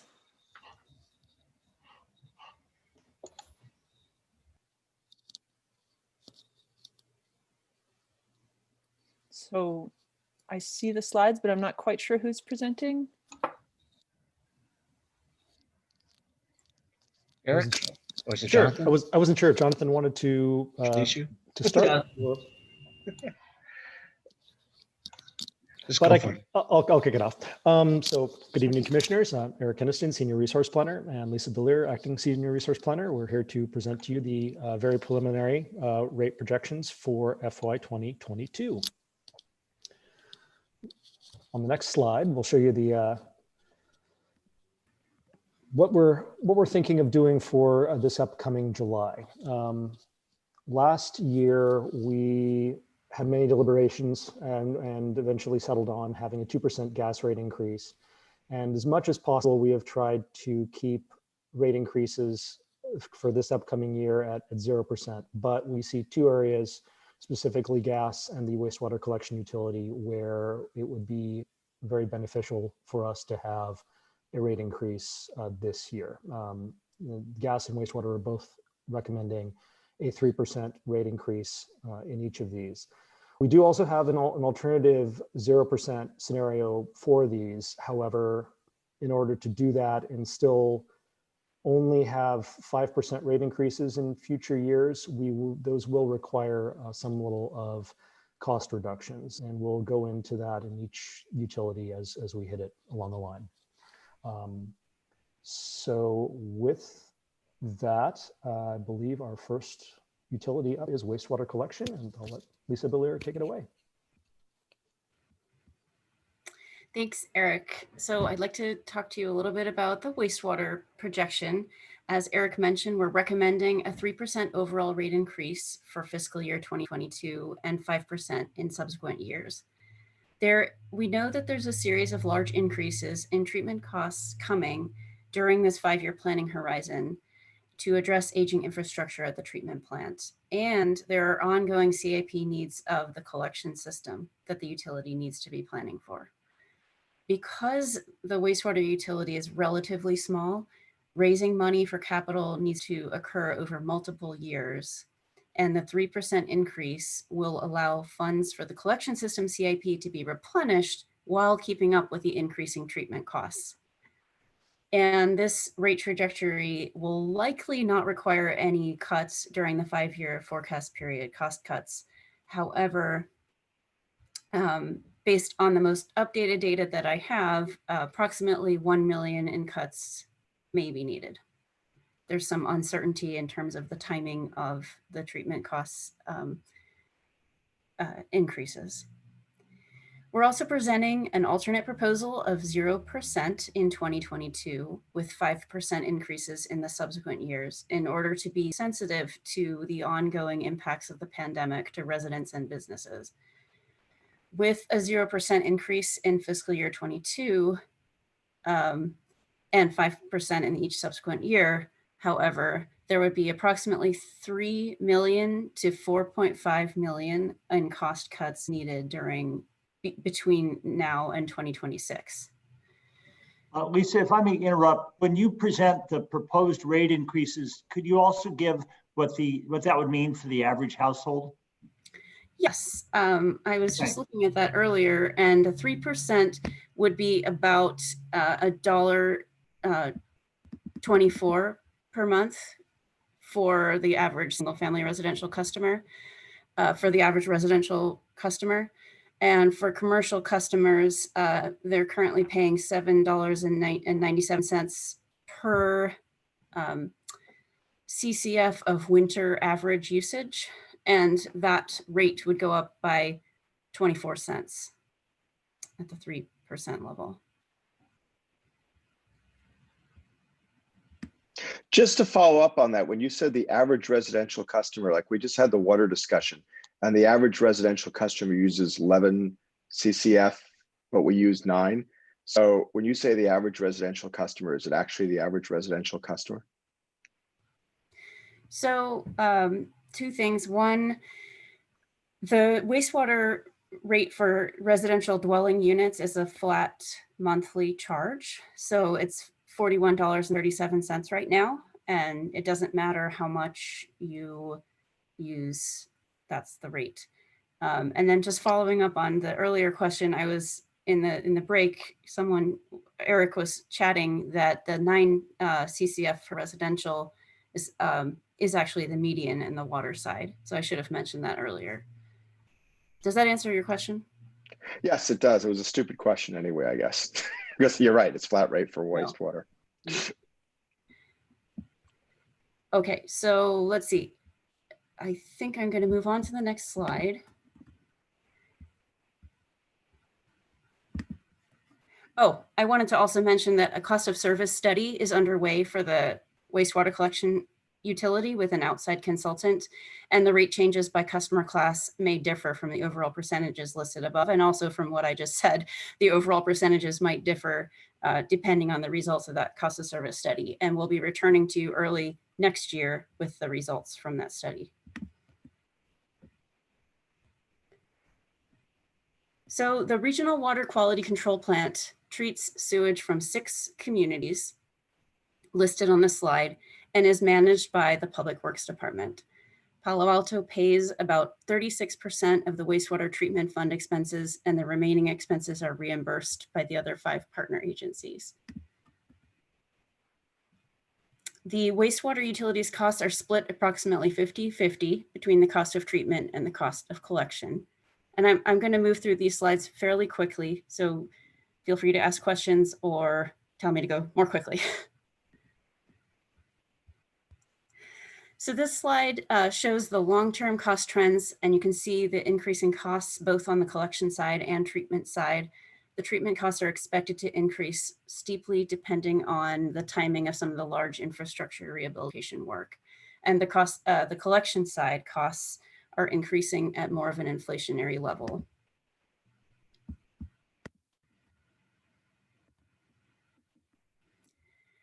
The treatment plant provides service to residents and businesses in Palo Alto 24 hours a day, and most of the plant equipment has been in use for more than 40 years. So replacement of the components listed on this slide is necessary to ensure that the city can operate safely and comply with regulatory requirements. The long-range facilities plan was completed in 2012, and that provides a roadmap for the maintenance and replacement needs of the aging infrastructure at the plant. So that covered on some of the treatment cost drivers. And now I'm going to switch to the wastewater collection costs and talk about those separately a little bit. So the wastewater collection costs are also split up about 50-50 between the operations costs and the capital and debt service costs. And some of the drivers for the increases in the collection costs are salaries and benefit costs and the large capital improvement project every other year.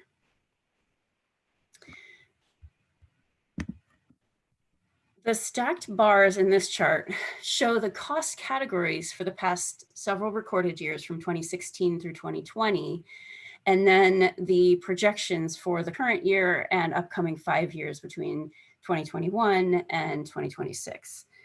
The blue bars show the treatment costs. So the light blue is the operations treatment costs, and the dark blue is the capital and debt service costs.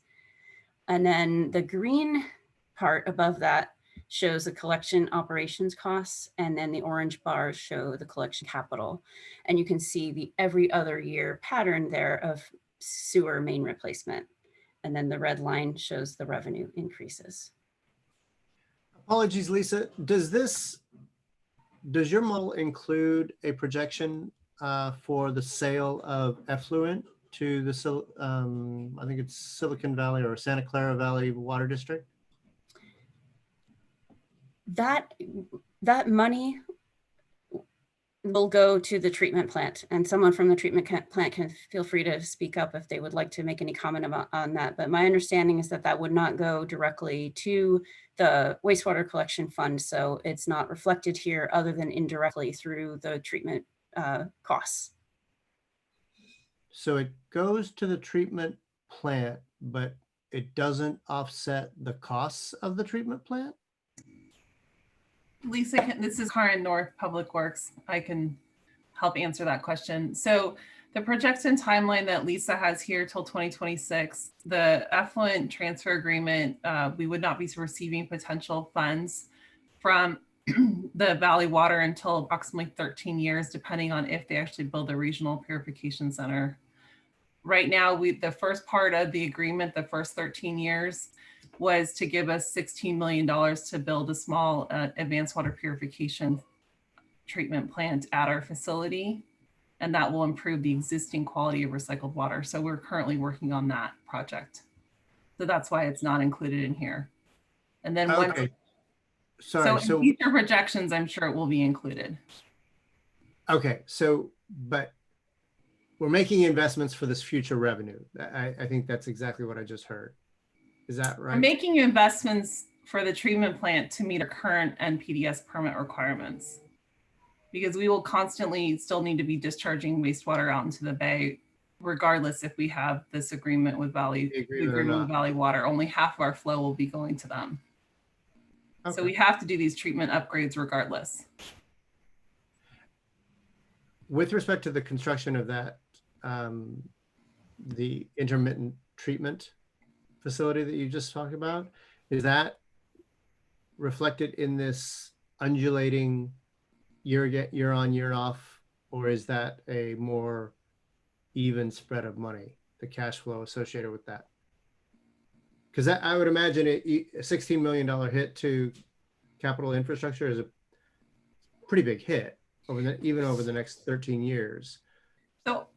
So I'm going to let Jamie Allen, our plant manager, talk about how our capital is financed. But the 16 million that's coming in from Valley Water, that is actually going to be, we'll be paying for it and reimbursed immediately. It will not be, it's not included in here. And the small portion that would be paid for that's beyond the 16 million would be cost shared 3/4 from Mountain View and only 1/4 from Palo Alto. So it's a very small amount. But that is reflected here. It is reflected in here, but it's not for Palo Alto. It's a very small portion relative to all the other capital projects that we have. If Lisa wanted to go back a couple slides and have Jamie Allen, if you can join us talking about the capital that we have coming up at the sewage treatment plant. And while we're waiting for Jamie to come on, Commissioner Smith, just one small thing. The costs you're talking about related to plant investments are reflected in the dark blue sections rather than the dark orange bars that vary from year to year. Those are all collection system investments. Okay. Thank you. I think, okay. Do you need more clarification? Because Jamie Allen. Nope, I'm good. Okay. I appreciate it, but thank you, Jamie. Okay, and we'll go to the next chart on the collection cost side. This chart shows the increases in the capital costs in orange, as well as the operations costs in green that are more at an inflationary level over the next 5 years. And I'm gonna, again, move through this pretty quickly unless you have questions, but I really wanted to be able to show you the operations reserve, and basically that by the time we get to 2026, there's both capital cost needs on the collection side, as well as increased costs on the treatment side. And those things together bring the reserve close to the minimum. And so that's where we have to be careful going forward to make sure that we plan and have appropriate funds available to cover both of those areas. Okay, I'm going to move on to water unless there's other questions about wastewater collection.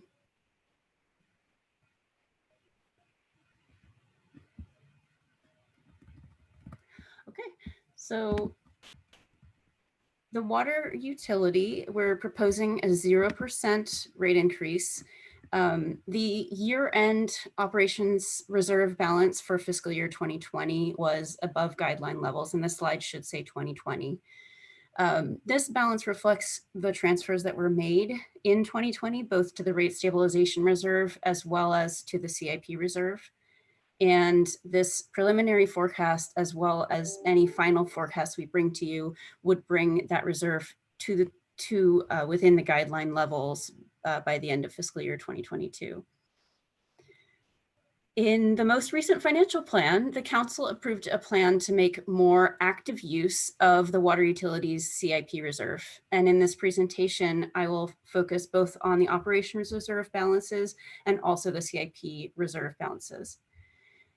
By segregating the funds for CIP into the CIP reserve, the aim is to both ensure that there's adequate funds available for capital investments and to facilitate clear views of what funds are available to facilitate decision-making. And also in the water utility, we're proposing 5% rate increases in each of the subsequent years. And in water, this is in large part because there's a series of wholesale cost increases anticipated each year beginning in 2023.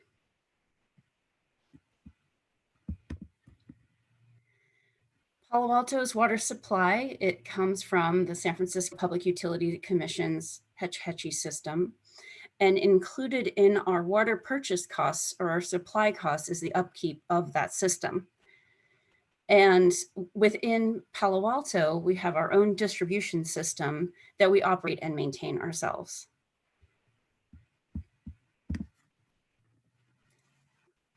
The cost of purchasing water from SFPUC is referred to here as the supply cost, and it makes up about 40% of the costs, 40 or 50%, while the cost of maintaining and operating the distribution system is approximately 60% of the total costs.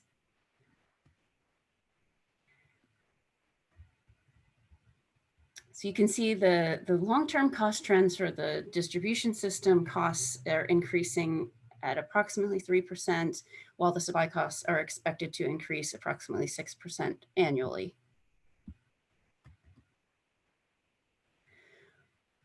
One of the large drivers for the supply costs increase continues to be the Water System Improvement Program, which is a large capital program that has debt service costs to pay for the projects, and those debt service costs continue to come online. However, I wanted to note that this is a benefit to Palo Alto customers because it has improved the seismic reliability of the water supply system. I would like to skip ahead to slide 26, unless there's questions on some of the slides. And we can come back, or I can address each of them if you'd like. But I really wanted to get to the slide showing you the cost and revenue projections. In the water utility, it's a little bit different because of the the way the CIP reserve is now being used, there's a steady contribution to the CIP reserve. And so when you look at the orange bar, you can see that it's steady going forward because it reflects the amount going from the operations reserve to the CIP reserve, not actual CIP spending. And then in 2020 and 21 and 22, those bars are slightly different sizes because we're setting aside specific amounts of money for the seismic reservoir upgrades into the CIP reserve so that those funds will be available. And again, the chart shows the costs in the stacked bars and the revenue increases in the blue. And I lost my mouse, but I wanted to show you the next slide showing the operations reserve. As you can see, it's at the maximum guideline, and there are additional funds considered unassigned above that level right now. But by the end of 2022, we bring the operations reserve down to approximately the target level, and it remains there for the remainder of the forecast period. And then it's important also to look at the CIP reserve, where, as I mentioned, a lot of the funds are going to ensure that there's adequate funds for CIP and that we can see how those stack up compared with the budget. So this gives you a sense of that actual every other year capital spending plan. And you can see the fluctuations in the CIP reserve shown here. That's all I had for water, unless there are questions. Then I think we'll move to Eric's going to talk about electric and gas. Commissioners, so I guess one quick question. I'll try and, similar to Lisa, I'll try and quickly go through the long-term cost trend slides and get to the real meat of what we're speaking of here. But on the first slide, I'll show you that our current proposal for FY22 is we're looking at a no rate increase for FY22, which is good news. However, with this, we would like to look at doing 5% rate increases in 2023 and 2024. One of the things that I'd like to note here is that a few years ago, we took a $10 million loan from the Electric Special Projects Reserve to help the Operations Reserve maintain. And we did a $5 million payback last year. We were going to do another $5 million payback this year. But given that we are seeing sales declines due to the COVID pandemic, we felt it was better served to try and delay and hold on doing the repayment until maybe 2022 or 2023. Quick question on that. Yes. Can you remind us what the Electric Special Project Reserve is for and whether there are any upcoming projects that would make use of those funds? So the Electric Special Projects Reserve is specifically for that, large projects that would go towards reliability or that we would otherwise have to bond finance. So one of the things we were looking at for a while is a second transmission line. Okay. One item that we have slated for use of the Electric Special Projects Reserve is the Smart Grid project. So that is something we would like to withdraw from there. Does delaying the repayment of the loan delay we have plenty of funds out there to be used. Gotcha. There may be some additional projects that we may be coming to you, such as additional line work up in the foothills, might also be something that we are considering using the Electric Special Projects Reserve for, but we'll be talking about that at a later time. Okay. Can I ask you also, would undergrounding be part of that, or is that not special enough? I think undergrounding is part of our normal line replacement or protocol that we do for capital works. So it wouldn't be necessarily something we do out of the special projects category. I would defer to Dean on this to some extent, but I think that there's a UAC and council policy role in setting the use of that Electric Special Projects Fund. And so to the extent that undergrounding became part of that discussion, that could be we're going to need to come back within the next year or so to talk about the long-term use of those funds in any case. And so if that's a topic of discussion, we can talk about it then.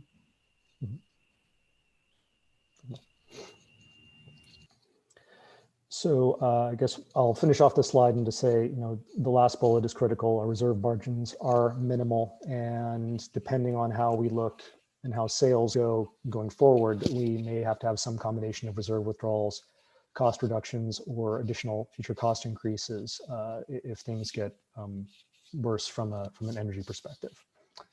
Next slide. Here. So general utility cost structure for electric, about 60% of our cost is related to supply. A growing portion of that is that darker blue wedge at the bottom, transmission costs. Those have been increasing year over year. And about 40% is related to our internal distribution costs, which includes capital improvement. Next slide. We generally have, going forward, we anticipate that distribution-related costs will increase by about inflationary increases per year, about between 2 to 3%. The supply costs are overall relatively growing at a lesser pace, about 1% per year. So that's pretty good. Next slide.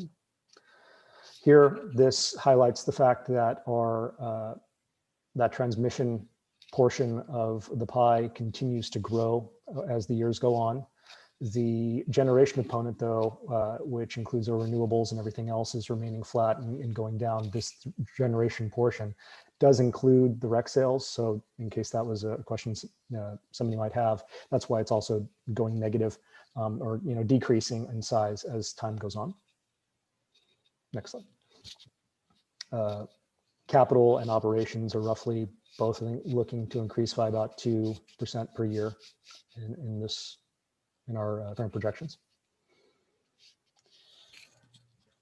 And I've probably already gone over these, but our overhead costs have decreased over time as NCBA is providing more services to our agencies. Transmission costs are increasing. Renewable projects have basically all come online and should be relatively stable going forward. Next. Distribution costs. This is going to be a broken record slide from almost all of the utilities. Increased medical retirement costs, increased capital investment as we work more on infrastructure. Underground construction in electric is more expensive than above ground, so there are additional costs as we go on and need to work on those projects over time. And we still have staffing issues, as Dean mentioned earlier, and so this forecast has additional line crew expenses and contracting associated with it. All told, though, our residential electric bills are still about 34% below PG&E. In fact, that carries over to even our commercial sector. I've yet to find a rate schedule in PG&E's repertoire that we are above or close to. So we're doing really well in terms of comparisons that way. And this shows how we projected rate increases going forward. We have 2 years of 0% rate increases with 5 going on thereafter. That was last year's view when we went to both UAC Finance and Council. We haven't changed that much. Going on to the next slide, you can see that we're pretty much sticking with that projection going forward. We're going to have a slight, with more REC sales, our revenues will be higher than our expenses, and I know that you might say, well, then why do we need such large rate increases? That gets to the next series of slides where you can see what's happening with our existing reserves.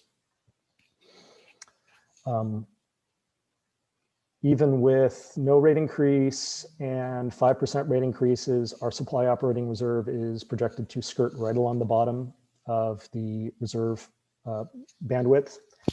And so trying to extend or change the rate profile or do anything less than a 5 runs us a risk of potentially dropping below that minimum mark. The next slide shows us our reserve adequacy with regards to risks that we may see, and this is specifically related to supply risk. we're still between the combination of the operations reserve and the hydro stabilization reserve. We have enough to cover, but it is getting closer to that line. And we, you know, as much as possible, we like to be able to float all of that. I like to be able to float all of that from the operations reserve. And the next slide shows where we're at with the distribution operating reserve.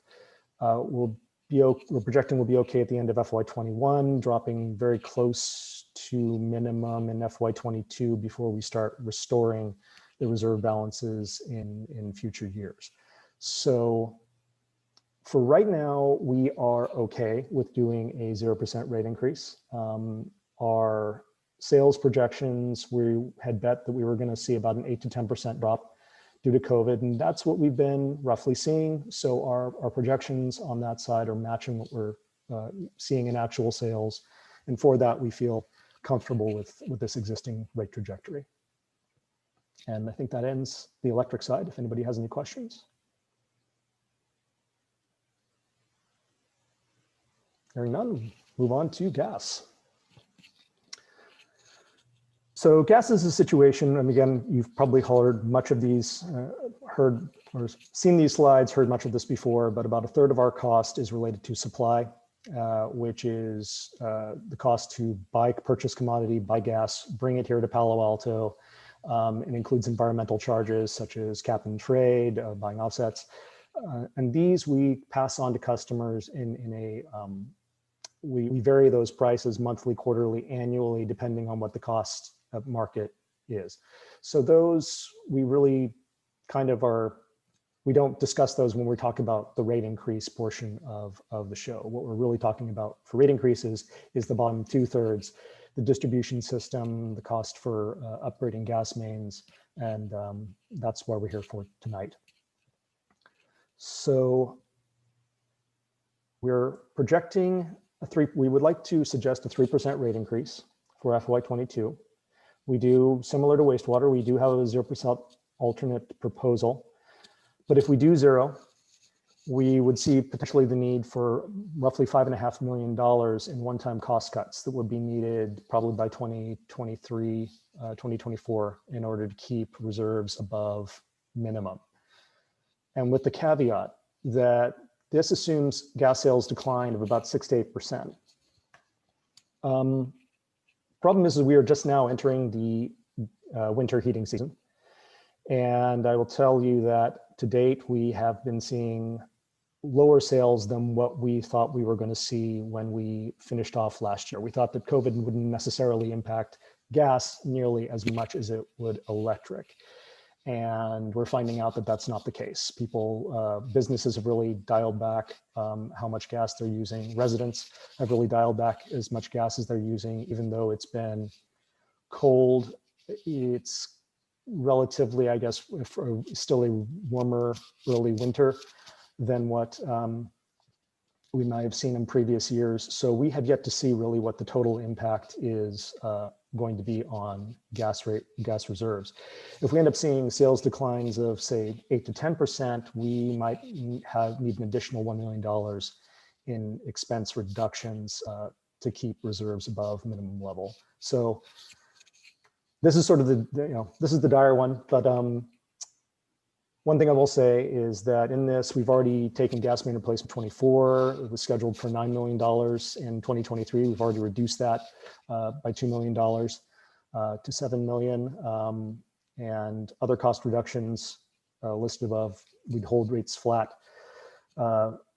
If we were going to hold rates flat, the $5.4 million that we want to do would be in addition to that $2 million we've already factored into the mix. So. Eric, where would that additional 5.4 million cost reduction come from?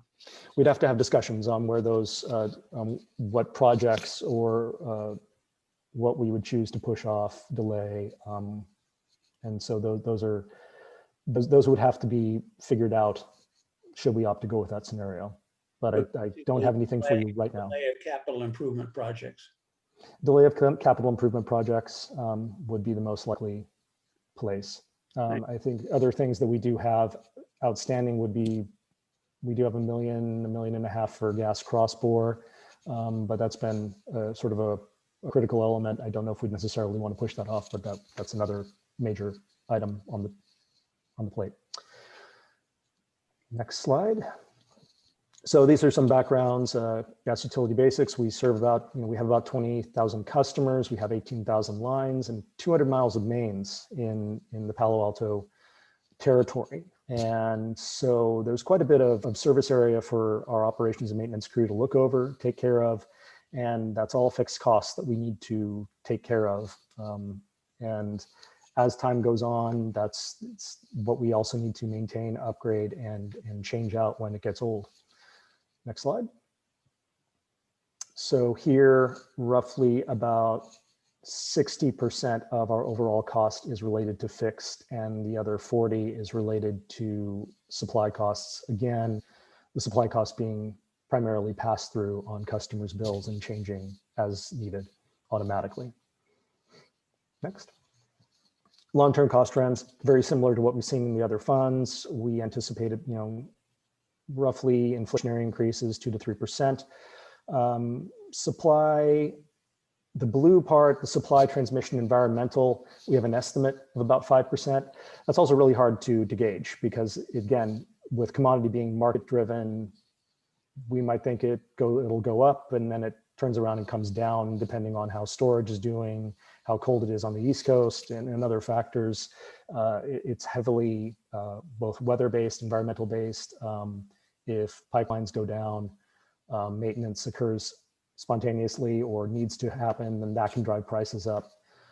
So that's probably the most squishy part of the equation. Next. Gas distribution costs. This is sort of a tough one, and the reason why I have the asterisk on the orange for capital is the years in question here were also low CIP years. So I would say still we're looking at a long-term average of about 2 to 3% increase over time. So next. Gas supply cost drivers. Gas supply is volatile. Transmission rates, they goes from safety improvements. PG&E has been increasing those, not nearly as fast as they have in the past, but they still continue to go up. Cap and trade costs are rising as is supposed to in the market, and we have the carbon neutral gas plan, which we pass through as well. Next. Distribution cost drivers, same roster, healthcare costs, retirement costs, salaries and benefits. Underground construction costs still increasing, even though we have somewhat of a recession due to COVID. It's not necessarily coming in with lower bids in all cases. As much as we would love it to, it's not translating that way. And again, we still, as I mentioned earlier, we do have a cross-bore project that we are still funding. So hopefully we'll be finishing up in the next within the next 2 years. So yes.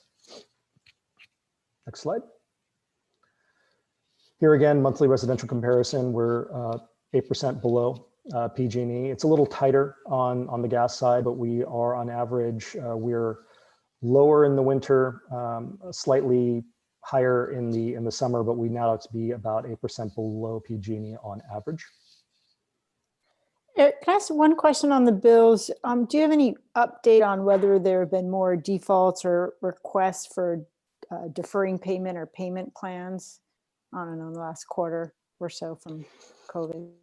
I can speak a little bit to that. I will say that our delinquencies have been going up. As for defaults and delay of payment, I might have to I'll ask if Dave or is potentially available to speak to that. Yeah, in regards to defaults, we have seen a few more bankrupt filings, but in regards to residential accounts, we've asked customers to kind of wait since we haven't started installment plans until the local emergency has been called off. So we told them to call us back later when we have a true balance of what's outstanding. So they do call once in a while, but not as often as before. So we will be communicating with them when the pandemic is kind of curtailing. But we can report out more numbers next time. Does that help? Yeah, that helps a lot. Thank you. Sure. So And what I was mentioning earlier about gas sales estimates, I think this is the critical component that I want to spend a little bit of time here in talking. The lavender line up at the top is what we were thinking the gas sales were going to be looking like when right at the beginning of the COVID pandemic. But where we're actually seeing sales head towards is that darker blue line right in the middle here. We've been seeing steeper sales decreases up until this period. And so from here, based upon where we were at about 2 months ago, I did some new forecasts. The dotted line was just sort of a wishful thinking. If things magically recovered and we could get back to some, start heading back towards normal, that's not going to happen.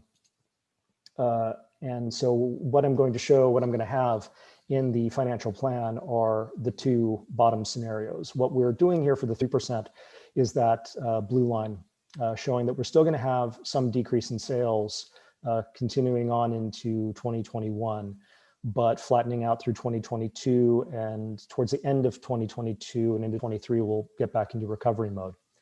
Alternatively, the worst, the worst case scenario is the red line showing where we have the 8 to 10% drop, and we do not have really much of a bump up. We have the continued relative decline through the winter as we have in the other parts of the year. And that's where we would, that's where we'd need to maybe discuss having additional cuts. If we did just a 3% rate increase, we might still need to trim budgets from places. So that's sort of what we're seeing. And in both cases, I'm anticipating that the longer term average decline, where we sort of stabilize out in 2024 and beyond, will be lower than what we had in prior years. And part of that is just due to, efficiencies and people choosing different paths, but also sometimes as these kinds of, after these dips happen, we tend to stabilize at a slightly lower rate than where we were at before. So any questions on this slide before we move on? Okay. So here. I'm sorry, Mr. Keniston, do you mind? Sure. Back on that slide, thank you. So two things. One is the axis on the left, that's dollars or volume? That's volumes. Those are, volume. I'm sorry, that's CCF Okay. or therms of gas sold. Great, thank you. And then I'll just use this moment to say that on Monday night, what's today, Wednesday? So less than 2 days ago, we had a sort of wide-ranging business recovery session, and I'm sure that some members of utility staff were watching, but in the event that members of the UAC were not, went through a variety of economic forecasts. Some emerging consensus that it could be a 4-year recovery around the economic part. So I think that's interesting to think about, particularly as we look at this graph and think about the other areas. And then the other thing that was a big topic of discussion was work from home and what that might look like. So these are just other factors to keep in mind as we think about what the future might look like. Recovery, we might have something that looks, it might take a while, and we might come back to something that looks different. And I'll just be specific about work from home. Professor Nicholas Bloom from Stanford University talked about people potentially working in the office 2 days a week and at home 3 days a week, or maybe there's a third, 3-2, whatever. But it's just really interesting to think about, especially from the utility perspective. Now, theoretically, they'll still need to heat the building and, heat the water, but you can imagine a scenario under which, our traditional office spaces might be using less, fewer services from utilities. So I'll just throw that in here because it's something to think about. I'm hopeful that this year, when we go through the rate setting, we'll have a little bit more time to think than we did last year, where it seemed like every 2 days we had new information to adjust to. But just thought I'd throw that in there, and anyone who's interested, you might want to go back and watch this session. Thank you so much, Mr. Keniston. Thank you. And I will say that this, that is one of the reasons why I'm closely watching what is going on with, through what happens with November billing, with December billing, January, really seeing how much rebound, if there's any increase in what we're seeing in the residential sector.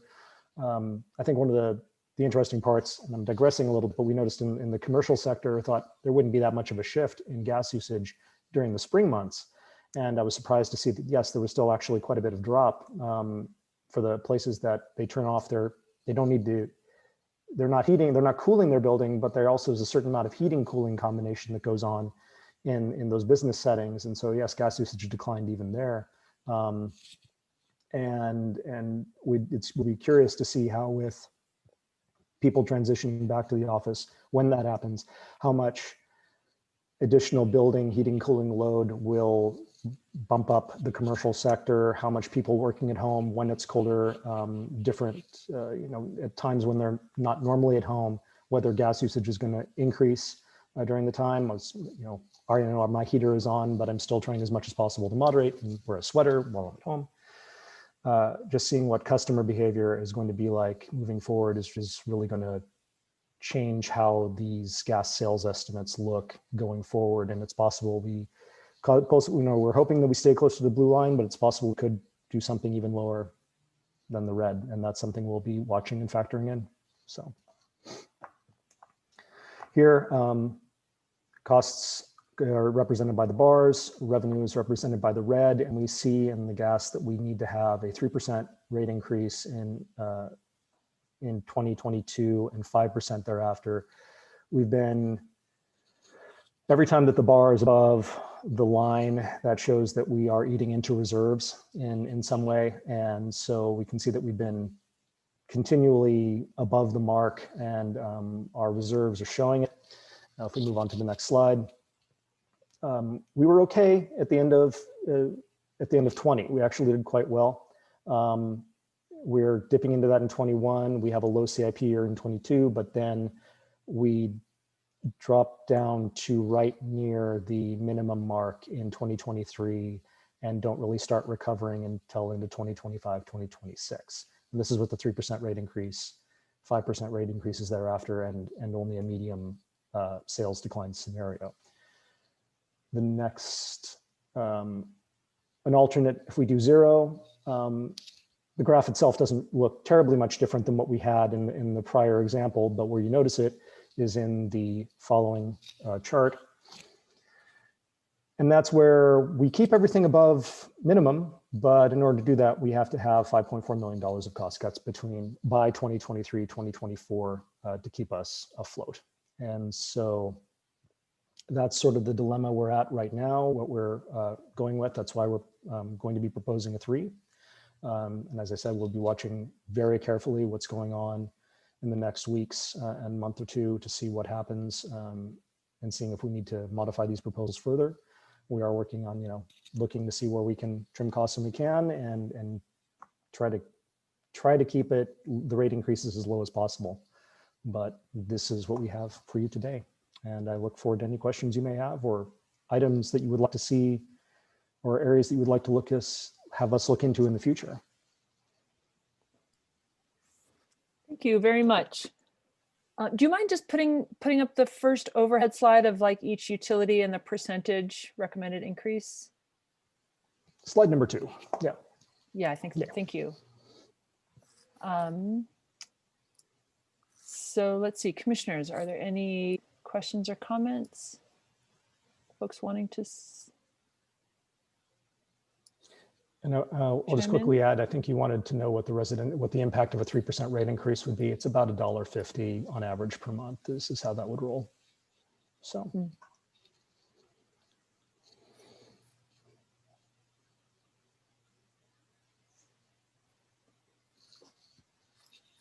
Well, I'll ask my one question. In past years, I remember worrying about rapidly increasing construction costs. Like I have a memory of the report one year showing a 30% increase in construction cost from the prior year. So it occurs to me that maybe the fact that costs haven't come down just means that a large increase has been offset by COVID. But has that been, I just remember that one year and that one number of 30%. Is this something that up until now, we've been continuing to see just really rapidly escalating construction costs? Or has, you know, if you're able to tease COVID out of it, is that something that we've observed plateauing or normalizing to a smaller, say, single digit percentage? I don't have any wisdom off the top of my head. I maybe will defer to Dave if he's heard of anything and where construction bids may have been coming in for projects. But Yeah, this is Dave. Yeah, based on what I've been hearing, that the costs are still going up steadily, but not as much as it was previously. I think single digit increases is more what we're seeing now. We're hoping to see a decrease, but that hasn't been coming into fruition as of right now. But we Yeah. are still monitoring the rates. Got it. Thank you. Chair We've also been- Facility, as you sorry. saw that, as Eric talked a little bit about it around the gas, you know, we cut $2 million out of the last project portion of it for a gas undergrounding.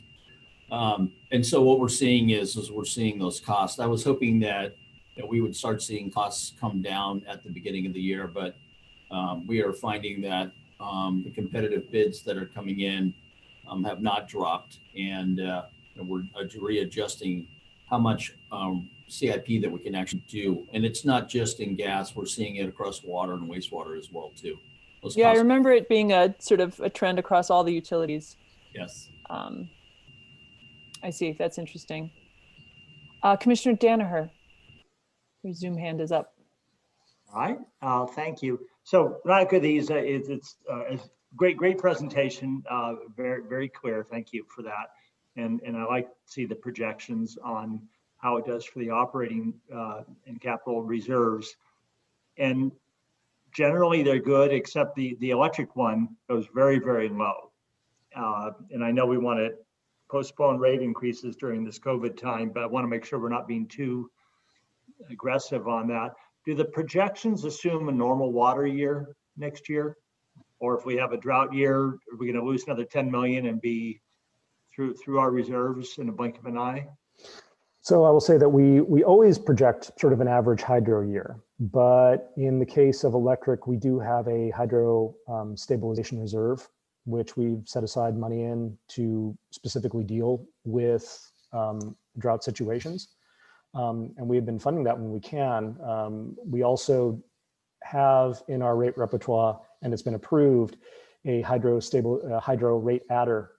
If the hydro stabilization reserve drops below and it is a dry hydro year, we can turn on a rate adder.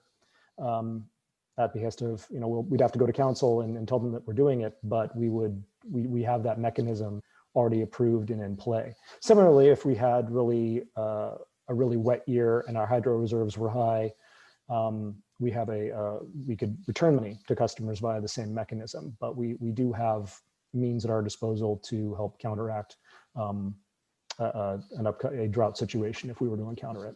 How big is the hydro reserve? I should notice off the top of my head, and I do not. First time I've ever stumped you, Eric. So yeah, it's currently sitting at about $15 million.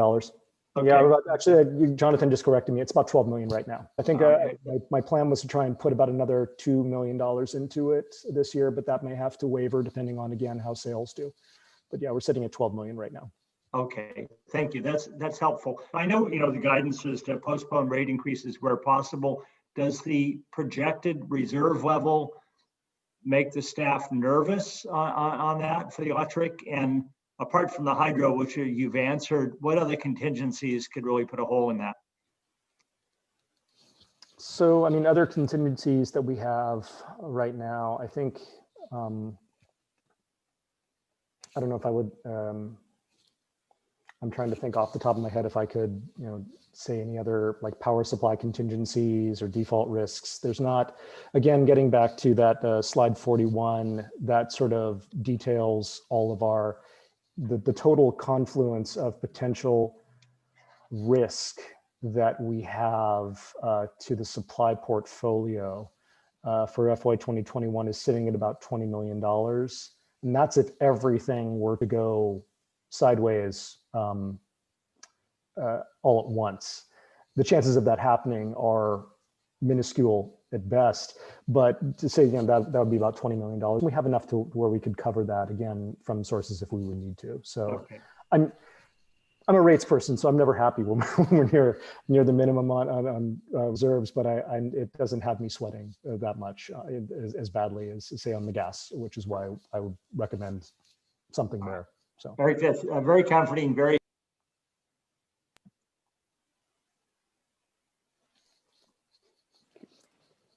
Commissioner Smith? Thank you, Chair Purcell. Eric, I think you highlighted this a bit, but I wonder if you could draw attention to it on the electric utility as well, and it's related to Commissioner Danaher's questions. We approved an increased sale of RECs earlier this year. Does that figure into your forecast of 5% per year, 2023, 2024, and 2025? Yes, it does. So are we forecasting as of today, or we're forecasting a much worse situation, quite frankly? Am I correct? Because I wouldn't say it's worse. We've kind of had it. We had some of that built into the projections last year as well. So, and that's when we had the 5%, still had the 5% ongoing in 2023, 2024. So it would be worse if we didn't have the REC sales in there. Thank you. Sure.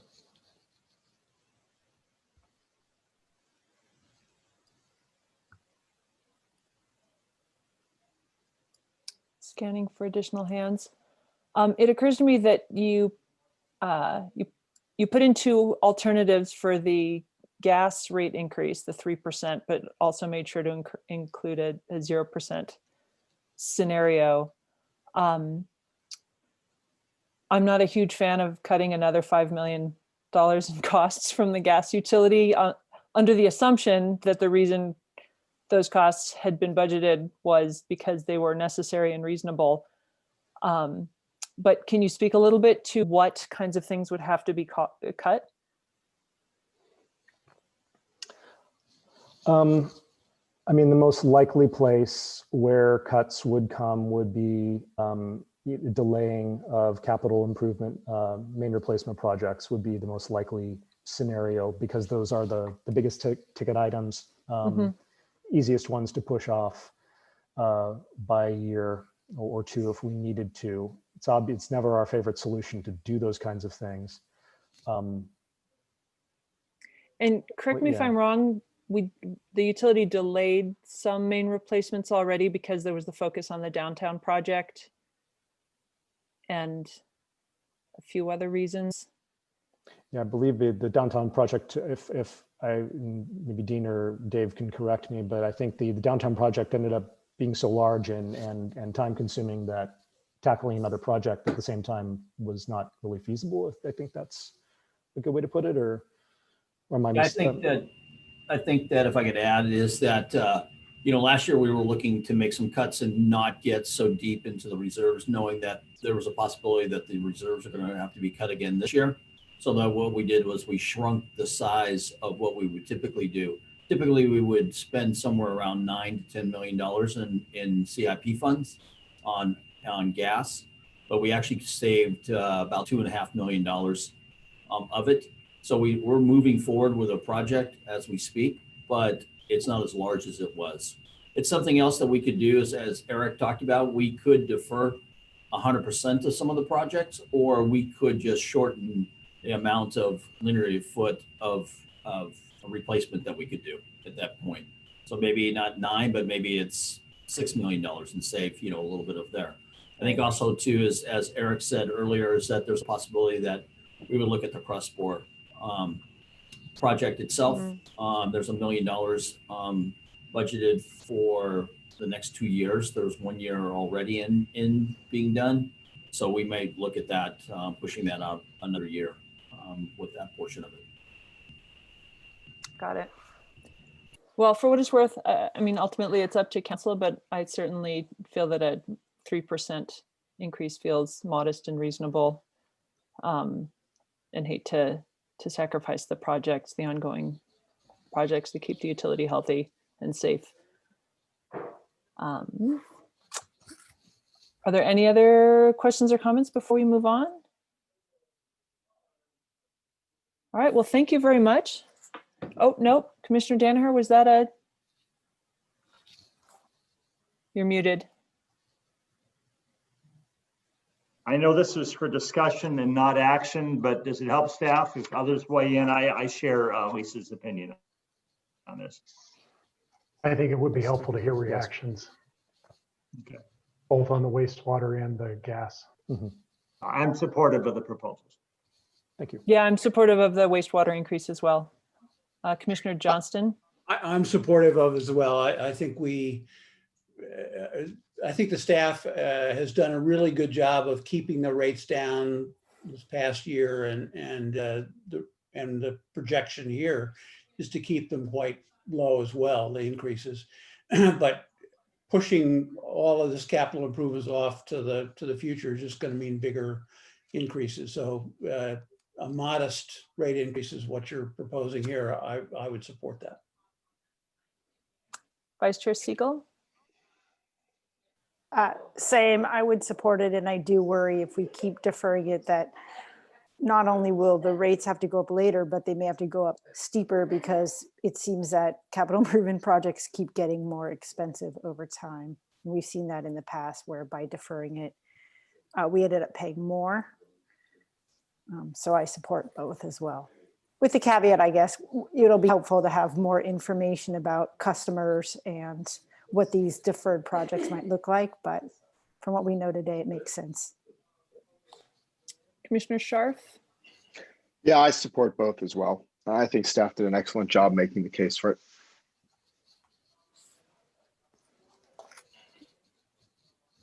All right. Thank you, everybody. Thank you. Thank you, Mr. Kinnison, Ms. Billier.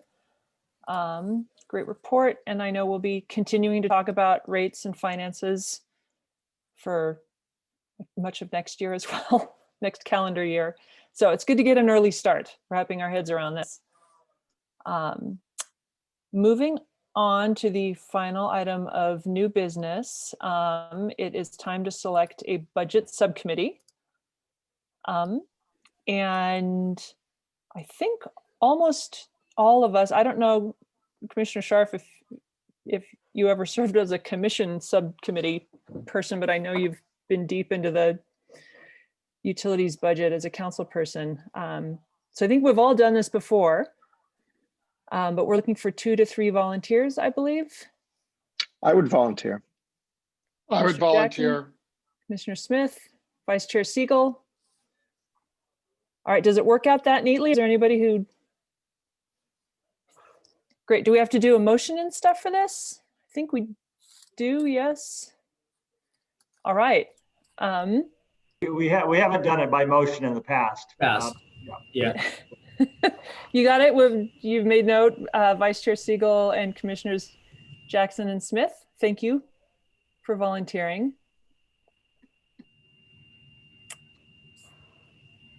And that was quick and easy. All right, how about commissioners, have you been to any interesting meetings or events? Have anything to report? Anything you want to comment on?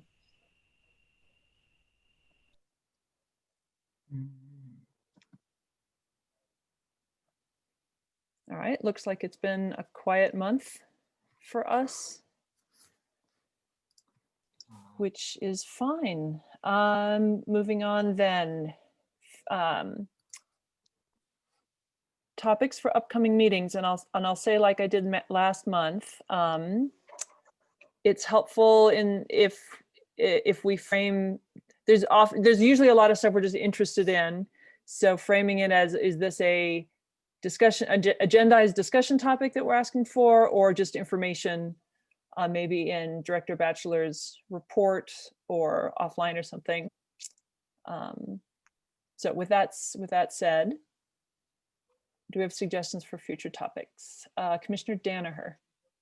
Yeah, first, thank you. I appreciate seeing in here that there's an update coming on EV charging developments. I think it's good just to get a 2 or 3 minute update each quarter on that.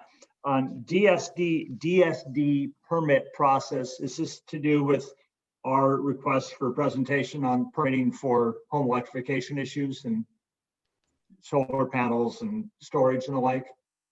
That is correct, Commissioner Denner. That's exactly what it is. Having the development center come and make a presentation and talk about the permitting processes across the board. Excellent, excellent. Thank you for putting that on the agenda. And the other, then my only request would be, as Jonathan mentioned, you're looking very carefully monthly at billing trends, user trends, and maybe a 2-minute report each month as we go into this year with a lot of uncertainty as to revenue and usage. That would be worthwhile as part of your commissioner report, perhaps, Dean, or however you want to handle it. Those are my only requests. Thanks. I agree. That would be useful information to be keeping track of. Commissioner Smith? Yeah, given Magellan's activities, I'd like to see if we can incorporate, similar to what we just went through with the rest of the utilities, I'd like to see some financial forecasts and perhaps costs associated with the dark fiber network.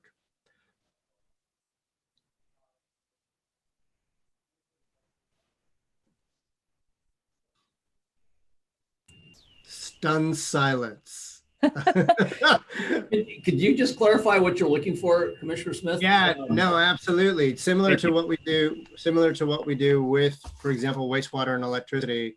I assume we do a forecast for fiber as well. We run a fiber network in the commercial space.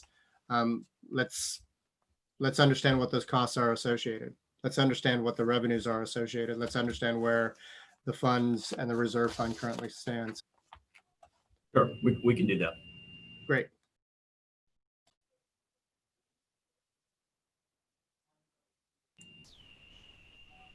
There's no other ones. I did have one that we did not put on here, and it's going to be scheduled. Is the commission asked for an update on undergrounding and also the rebuilding of the undergrounding areas. So I apologize.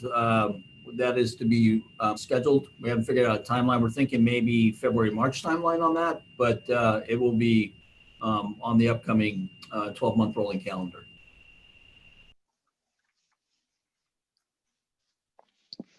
On the undergrounding, this is Greg Scharf. Can you hear me? Yep, go ahead. So on the undergrounding, when staff brings that back, I'd actually like to have a look at what it would actually cost to underground the city and what a kind of a plan it would take if we were to put it on the ballot for Palo Altans. You know, what the entire cost would be, if that makes sense, what it looks like. You know, I guess when I was on the council, I guess starting in 2010, we've been talking about undergrounding forever. And lots of people in Palo Alto still think we're going to underground.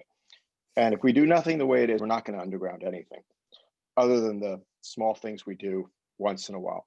So I think that we really should take a hard look and see if this makes any sense. If it doesn't make any sense, then we can just basically say we're not going to do undergrounding other than, you know, the ones where we split the costs with, I forget, is it with the cable companies or something like that?